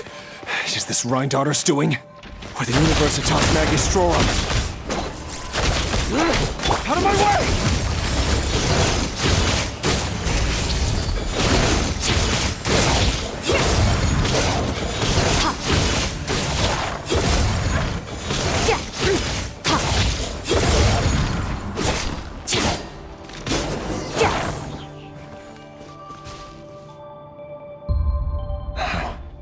Universitas. That reminds me of a rumor I once heard. Allegedly, the king installed secret mechanisms in the palace and around the city. No one knows where they are or what kind of power they hold. But if they were ever going to activate... Help! Help! Hold on! Don't let them anywhere near you! Save me! I can't! That sounded like an explosion. So, the rumor is true? What other means does the king have at his disposal? They must run on power from the Abyss. And given it's a major center of Abyss research, anyone over at the Universitas will be in grave danger.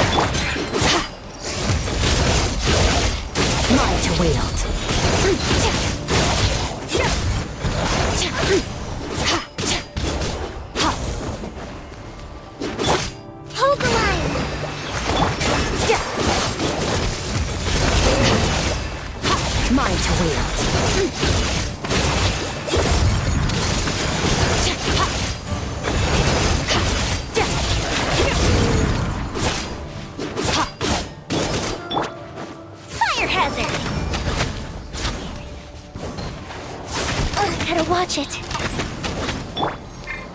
Pew pew!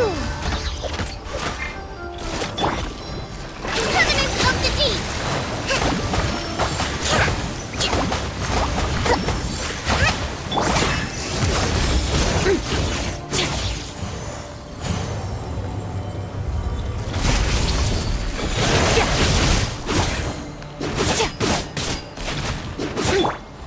I'm a rock! Can't handle your dreams! Allow me! Extinguish! Power!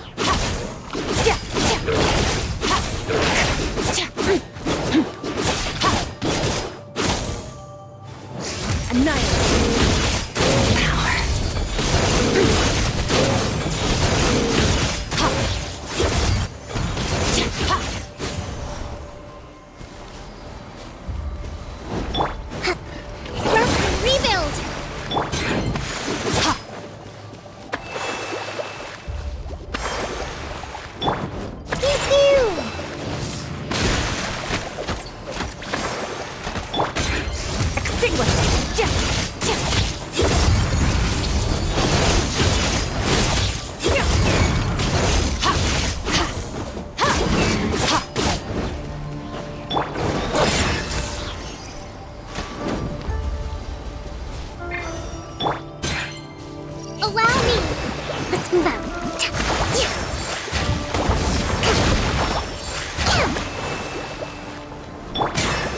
Annihilate! Mine to wield.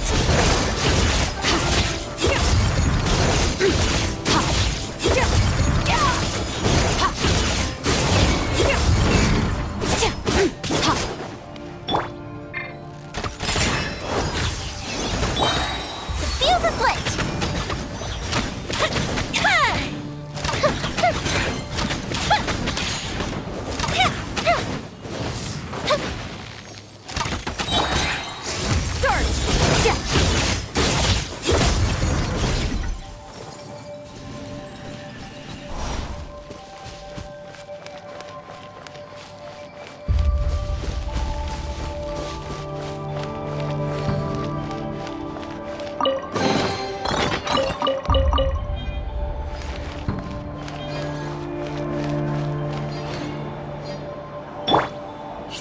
Rebuild!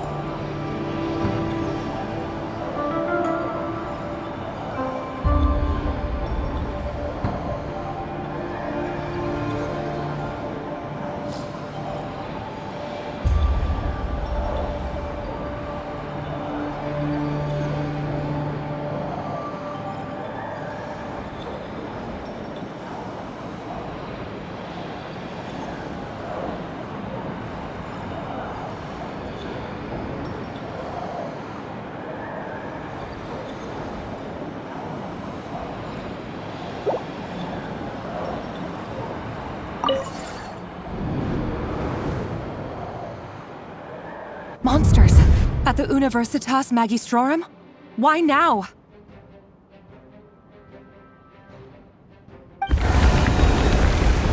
Oh no! They're coming! It's no use. The table won't hold out much longer. The weapons. Where are the weapons? Of course. All the lab equipment was upgraded after the inspection last week, but the new weapons haven't been allocated yet. I'm done for. Is anyone there? I need help! Ah! Stay back! Please stay back!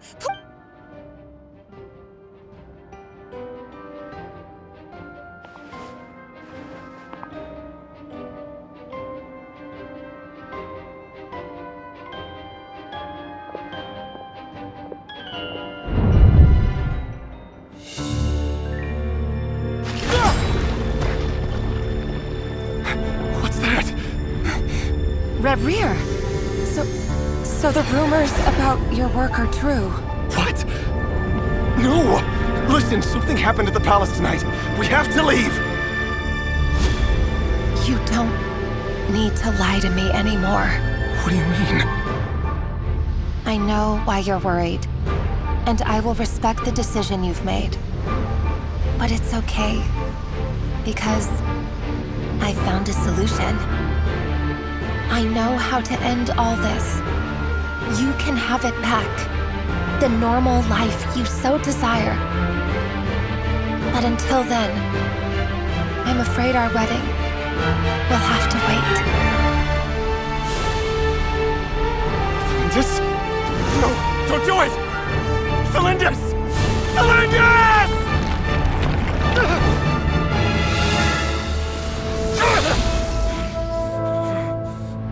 I told you, Rerir. Let her go. You will find someone better. No! I won't do it! I have to save her! By what means exactly? A lowly pawn. You lack the power and the strength of will. Do you know why? Tell me! Come to the palace. Join us.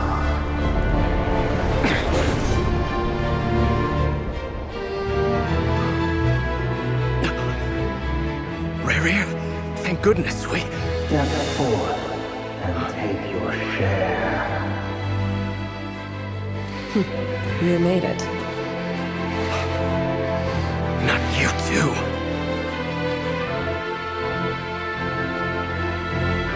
Hatred or grief, despair, desire. We all have our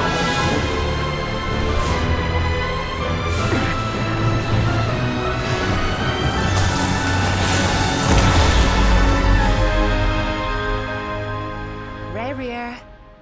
Rarier. Thlindis? Were you daydreaming?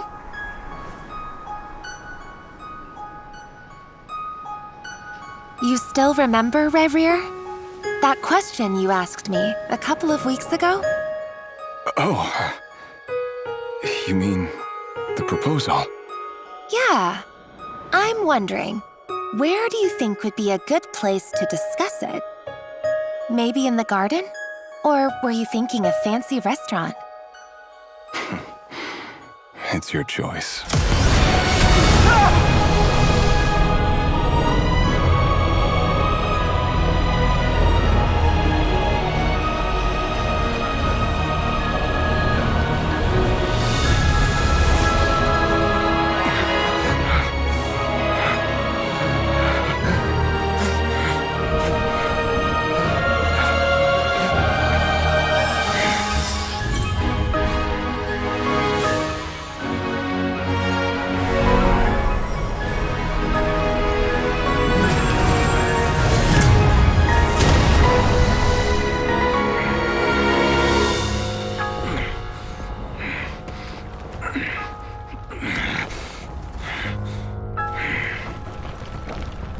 I will find you.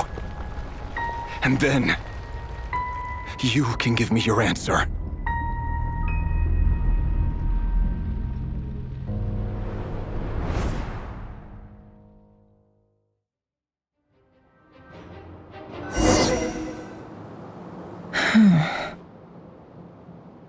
So that's how the Raker of Solnari was born.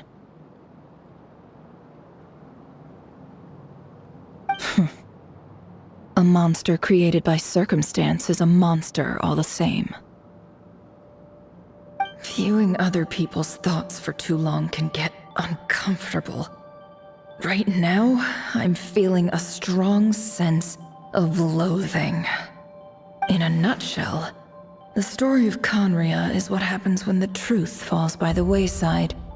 Everyone tells little white lies, and before long, you have a huge pack of lies that destroys everything.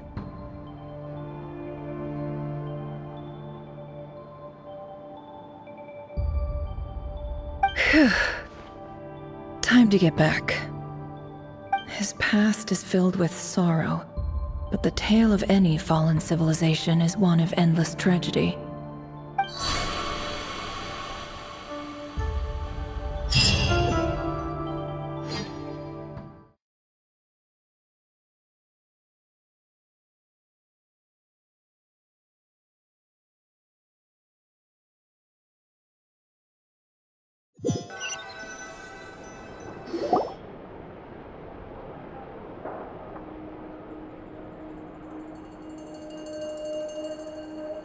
Everyone, I'm back. Can I get a standing ovation? Never! How are you holding up? Feeling okay? She's fine. Boss is a pro. Yes, I'm fine. You will have seen the events of Rarier's life through my thoughts. It's now clear that he is just a regular nobody, driven by personal tragedy, as he said himself.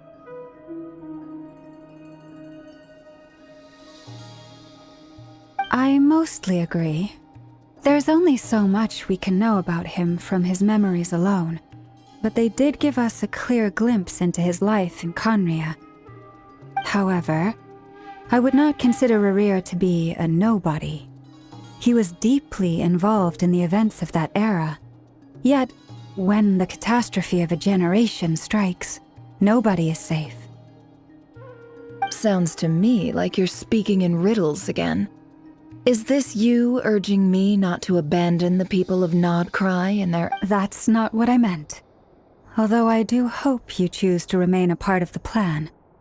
Without you, the mission ahead will be all but impossible. Then try to remember that I respond better to the carrot than the stick. And I don't appreciate being bossed around.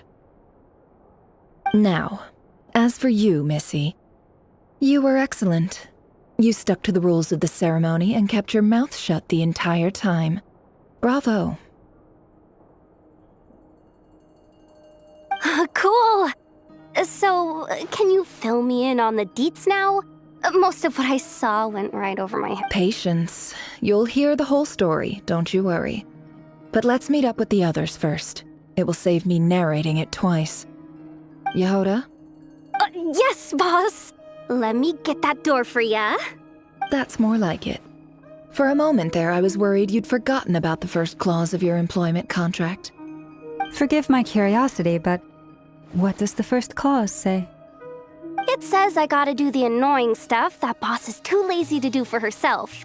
Like opening the door, pouring the tea, yada yada. Is that right? If something is in the contract, it's because she willingly agreed to it. Rest assured that the Curatorium abides by the very strictest of labor policies. In any case, I've hardly shied away from my share of the work today.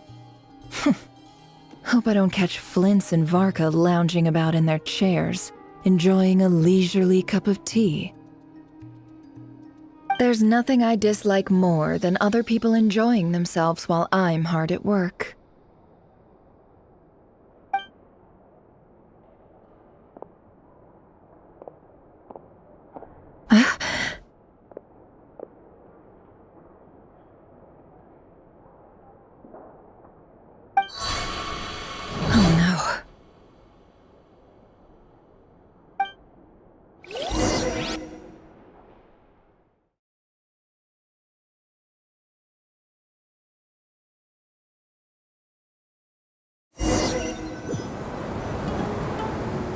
Sorry to disturb you, but we seem to have run into some trouble. Evidently so. Don't worry, I'm not about to leave you to fend for yourselves. I'm not that kind of boss. I'm sorry? What did you hear me say? I wasn't talking about labor policy. Wait. How long have I been standing here? Not long.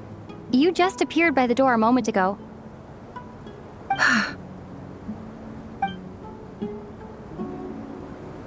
Boss, what's wrong? You look like you've seen a ghost. We've been tricked. We never left at all. Somehow I hallucinated that whole scene back inside the office.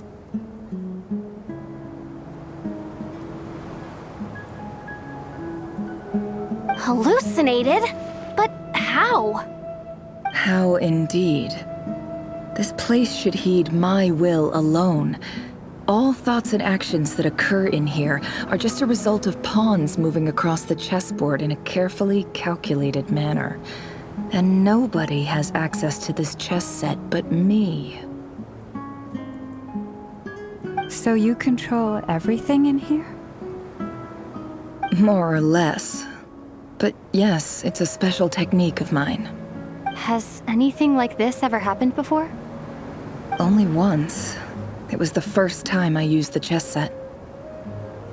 Is there any similarity between what happened then and— I suppose my thoughts are a little turbulent, which was also the case my first time. Is there anything I can do to help? The first clause of your contract clearly states that I only need your help with things that I'm too lazy to do myself. Meaning you're not feeling lazy right now? Meaning this is not something Yehoda can help with. The chess set is a personal treasure that I alone understand. I must be the one to find our way out of here. Boss, it's fine. Really. Let me do something useful. Oh, listen to you. Whatever would I do without you, Yehuda? What? Really? Yes, really. Where would I ever find another employee as obedient and servile as you? God forbid anything ever happens to you.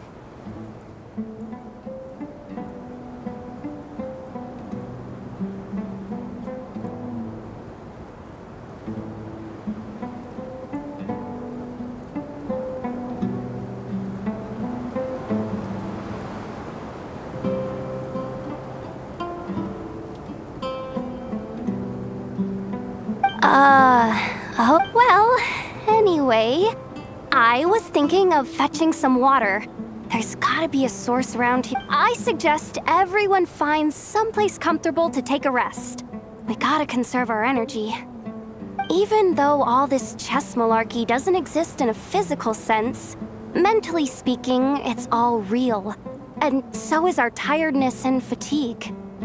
You don't want to dismiss mental fatigue. Just because it isn't physical doesn't mean it's any less serious. But anyway, I got your backs, so don't worry about it. Don't I have the best employees? Jealous much? If we can find a suitable time, I'd love to borrow Yehuda for a day to help out at the Frost Moon Scions. Would you be amenable to that, Boss Nefer? Oh, Lauma.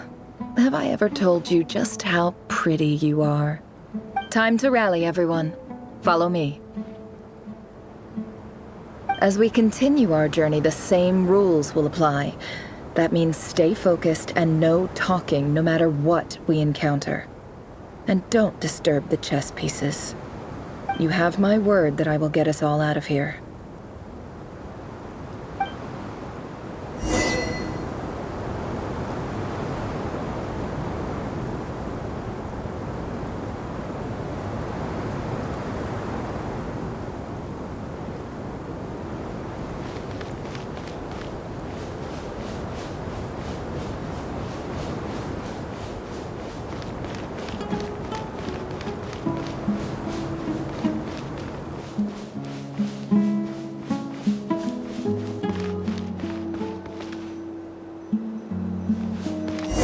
Looks familiar. That's not a good sign. There's someone up ahead. Time for a little chat.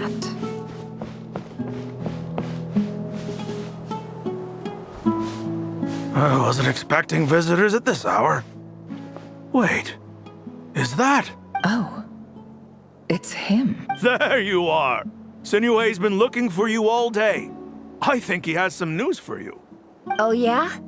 What were you doing just now, Uncle Retinue? Hiding away some more loose change? I know I saw some Mora. What do you mean loose change? Oh, come on, I'm too old for this. Just pretend you saw nothing.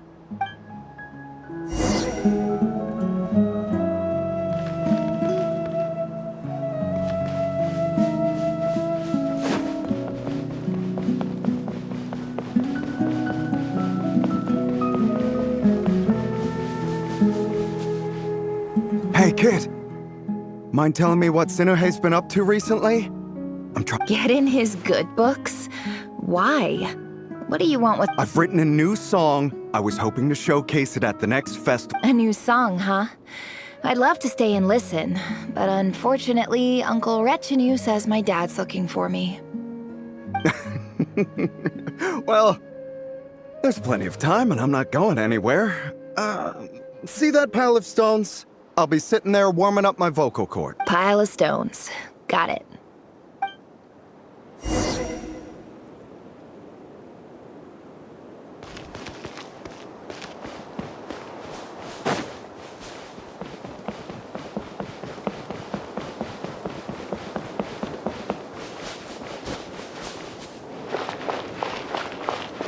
Hi, Dad. Uncle Retinue said you were looking for me. Ah, there's my little princess. If you'd gotten back just a little sooner, you could have shared the spoils of war with me. Spoils of war? Who were you fighting against, Dad?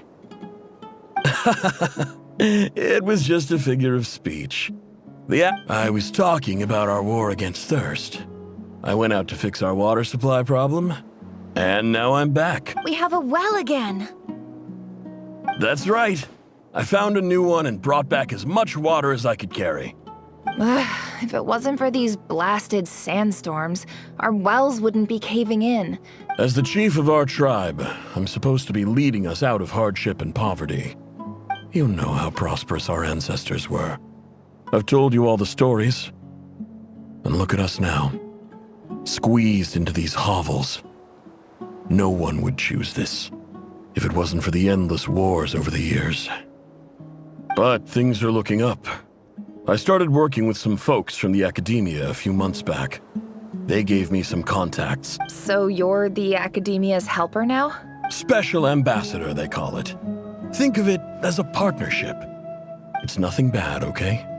We've been isolated here in the desert for too long. Seeking opportunities elsewhere is the best thing for us.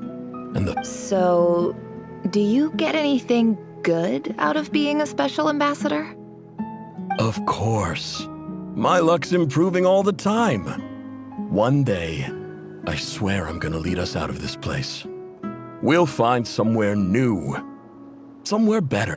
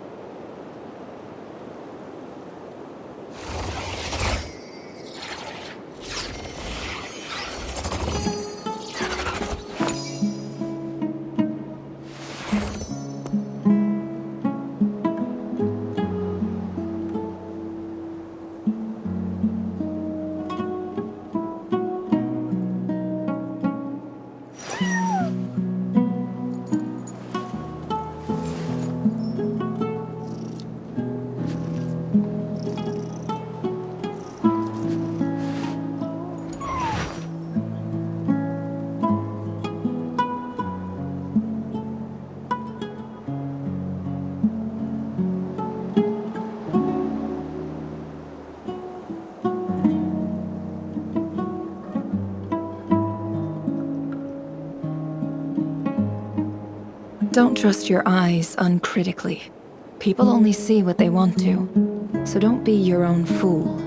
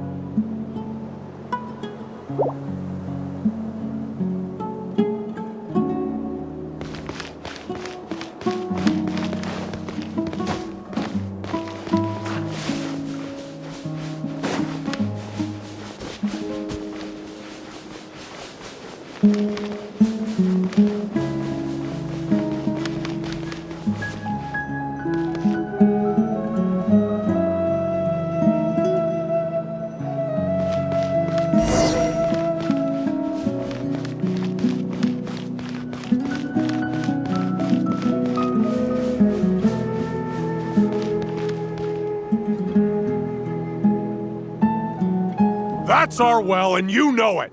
You stole from us. Well, you've gone from chief to thief, and now you have to face the consequences.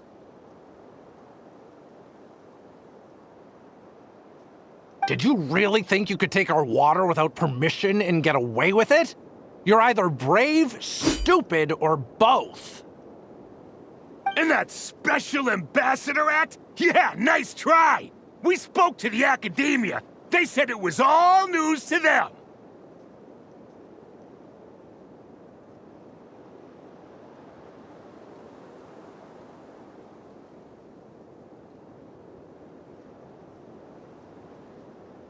You're a liar and a cheat!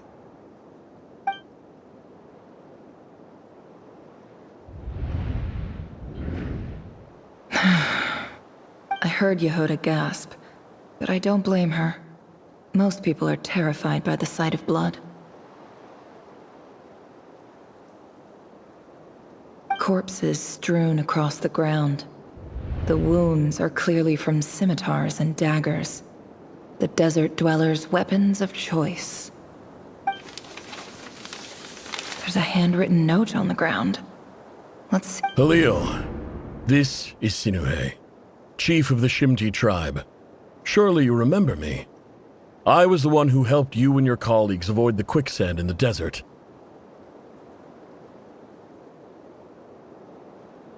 This is my second time writing to you. I assume my last letter must have gotten lost in the mail, as I didn't receive a reply. I hope this one makes it to you safely. I'm writing to you because I need some help. That sandstorm the other day completely blocked up our well, forcing me to look for another water source in Iab and Unut territory. It was a matter of survival. Praise the gods. The well of the Iab tribe was intact. It was my last resort. I drew what water I could and left, but not without being spotted. I fear they... You told me to write to you if I ever needed help. You said you'd be my ally in the Academia. I urgently need you to formally recognize my title of Special Ambassador and send some of your people to assist me for a few days. It's the only way I can convince them that this was the Academia's decision and prevent them from retaliating. This is an emergency. Please send help as soon as possible. Looks like this letter never got sent.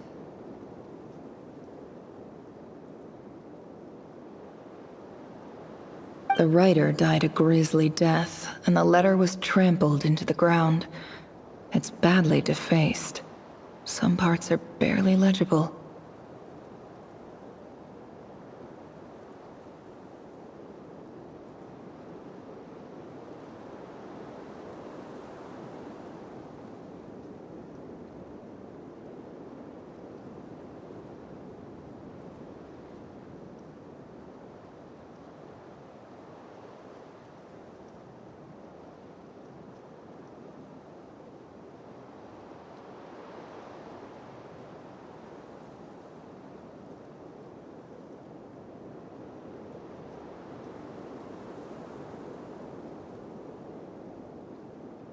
What a ridiculous lie the surviving Shimti tell. Their whole village was butchered over a sip of water.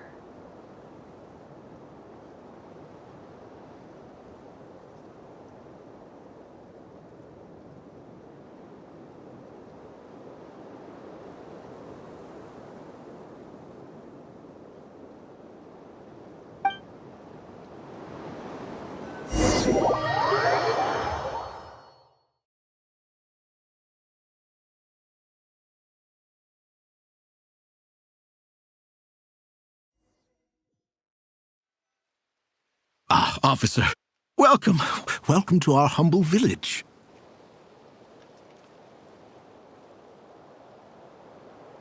I thought you would at least have the courtesy to provide some respectable libations.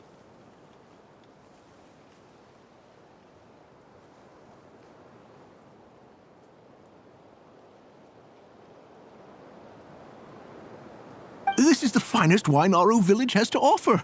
I promise.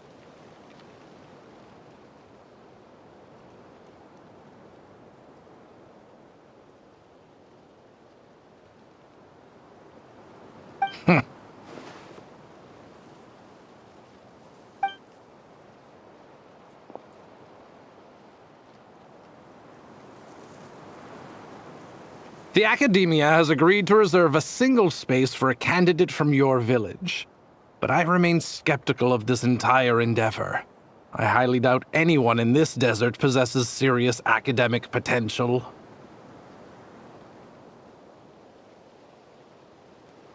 Please, have faith. If not in us, then in our god. The child we found shows great promise. I beg you, take her away from this place. Give her a chance. Don't let her talent go to waste. I don't recognize her. New arrival? She showed up here a few days ago and we took her in. She's a really bright kid. Please. So, where are you from? Nowhere special. What about the rest of your family? How many of you are there? Just the one. It's correct. So, no brothers, no sisters, no mother or father? Any who have slept on a bed of sand, I call my brothers and my sisters. Apart from that, I have no family. All right. Get over here. Sign your name on the form.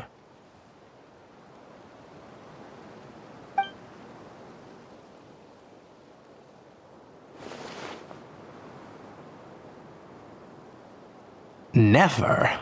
You're rather fair-skinned for a desert dweller.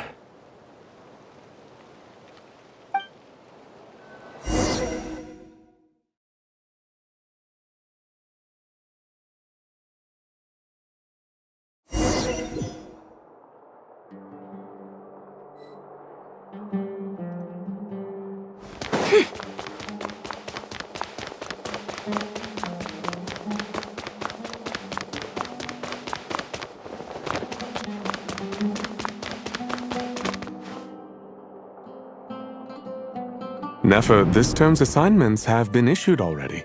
Please read through the materials thoroughly, conduct your own additional research, and then write an essay on the topic. Yes, Professor, I'm aware. I just had a couple more questions I wanted to get your perspective on. Oh? Please ask away. Well, I saw the other students' problem sheets, and I couldn't help but notice that my assignment is much easier than theirs. Do you really think I'm a weak student?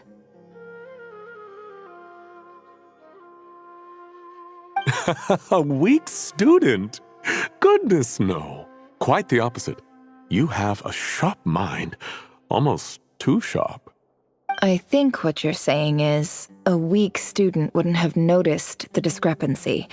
And if they did, they certainly wouldn't complain about— You see, sharp as they come. You see things the way they are. And I'm sure you know why they're like— Because of where I come from. Because I'm different.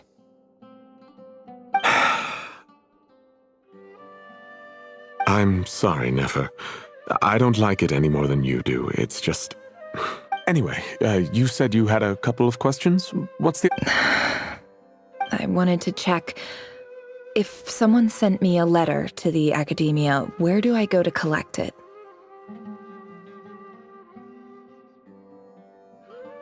Ah, your family wrote to you. Well, as long as they put your name on the envelope, someone should hand it right to you. Not exactly. It's not even a recent letter. I was just curious where the mail would end up if no one collects it. The House of Dana, I expect. I know there's a box for unclaimed mail somewhere in there, probably sitting on a shelf. Whatever you're looking for, that'd be the place to start. Okay, got it. Thank you, Professor. Oh, don't mention it. Honestly, I feel like I failed you. I'm supposed to be your teacher, but I haven't taught you anything. Hey, don't say that. You're a great teacher, and you do your best for all your students. But the rules are the rules. You're not allowed to teach students like me. It's not just the Academia either. The whole world bends over backwards for the successful and leaves the losers to suffer and die.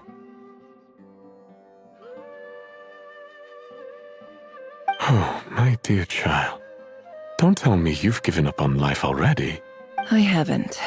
I just think that if you want to make it in this world, you have to find a way to become successful.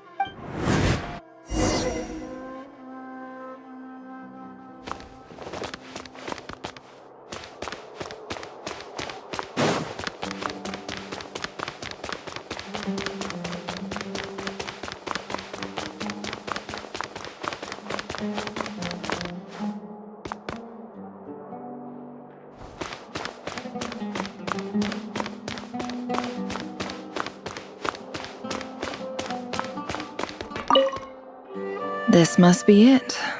A big cardboard box full of unclaimed mail. And probably some letters that ended up here by mistake, too. Let's take a look.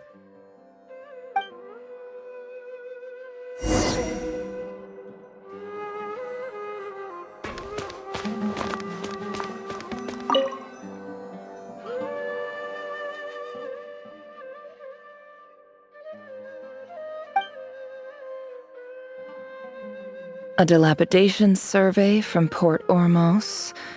Looks like it's from a Corps of 30 representative. What a strange thought. A bunch of mercs losing This one was never even opened. I guess the recipient didn't care what the Corps of 30 had. Who was it addressed to? I don't This one is addressed to the Immorta Sage. The title is Changes Observed in Satyavada Life Symptoms. Why do all these letters Guided by the incense, we became lost somewhere in the forest. All the in clinical terms, these symptoms fit the description of incense poisoning. The Immorta Darshan strictly prohibits the use of hallucinogenic substances, but for example, my neighbor who always breaks out into song and dance after using incense. This seems like something the academia would want to know about. Why would— Wait, what's the note says? The sender authored this letter while under the influence of mushrooms. I would send it back, but no return address. This next one is addressed to a few words of protest regarding recent changes. In recent years, the academia has taken on a small number of students from the desert. However, it appears to me that these students have not, in fact, been, as well as receiving dumbed-down assignments and perfunctory tutoring. The education is the fundamental purpose of this institution, which should go without saying in a nation whose founding virtues are knowledge and wisdom.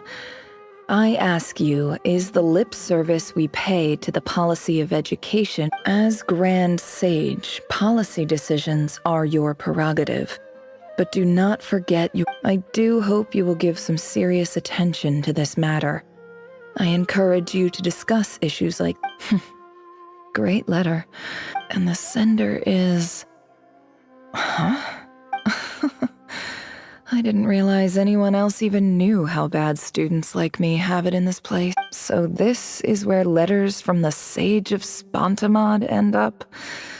Nice one, Grand Sage. Really enlightened leadership. Whatever. This isn't what I came here for. I'm not exactly holding out hope that a letter sent from the desert would even make it here. But if it did, where else? I can't believe how much discarded mail there is. Must have been years since someone— I don't believe for 1 second that any human being has sat down and read through all the Wait.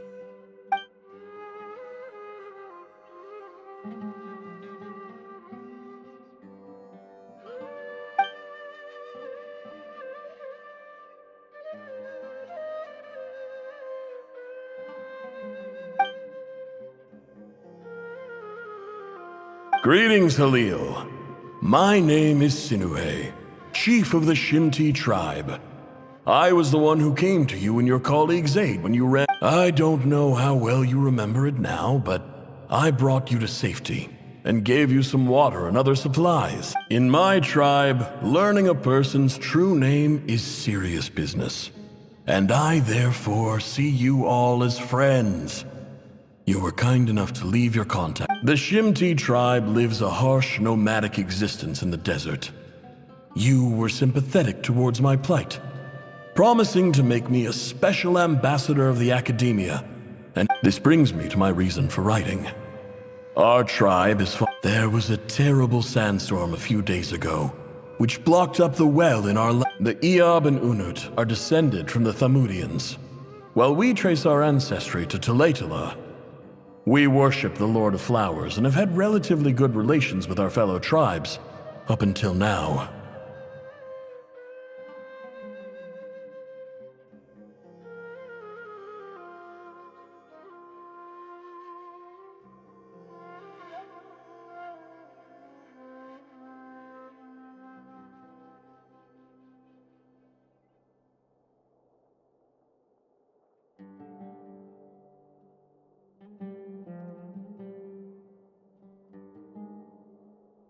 I found a well belonging to the Eob tribe.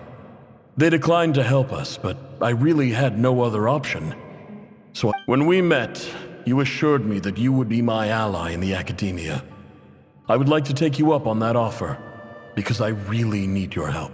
That aside, the last time you were here, you mentioned that the academia had started accepting students. We have next to no resources here in the desert, and my power and influence are limited. Would you consider enrolling my daughter at the academia? She is a smart... From the outset, the academia never took you seriously. Those things they promised were just empty words. I doubt... And you were so emphatic that your luck had finally changed for the better. You swore you'd lead us to a better place one day. You spoke with such conviction, like you were... You liar. You lied about everything. You promised the world, and who fell for it? Just me, by the looks of it. Which makes you a pathetic. I think I'll take over from here.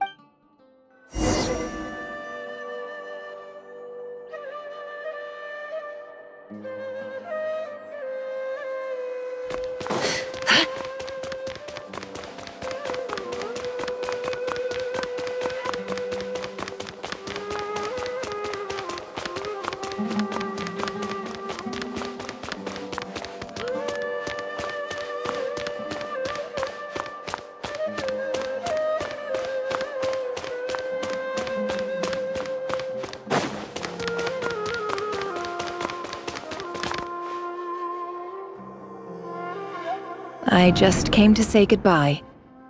Nefer? You packed your bags. Where are you going?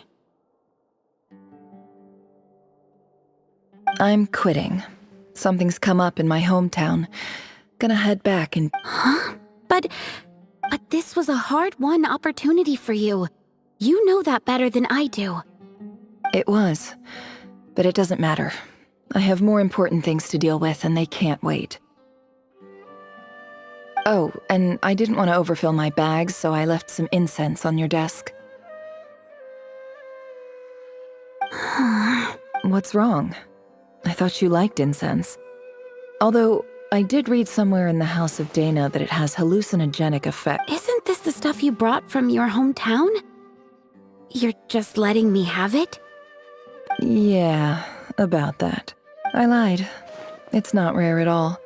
There's this bunch of ruins near my hometown that are practically overgrown with this plant. It's not worth much. Keep it. But Nefer... All right, that's all from me. You take care.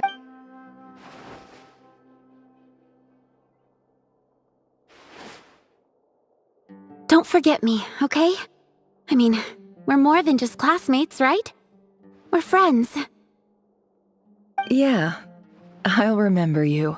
I lied again. That incense is worth a fortune, and it's a rare find even in those ruins.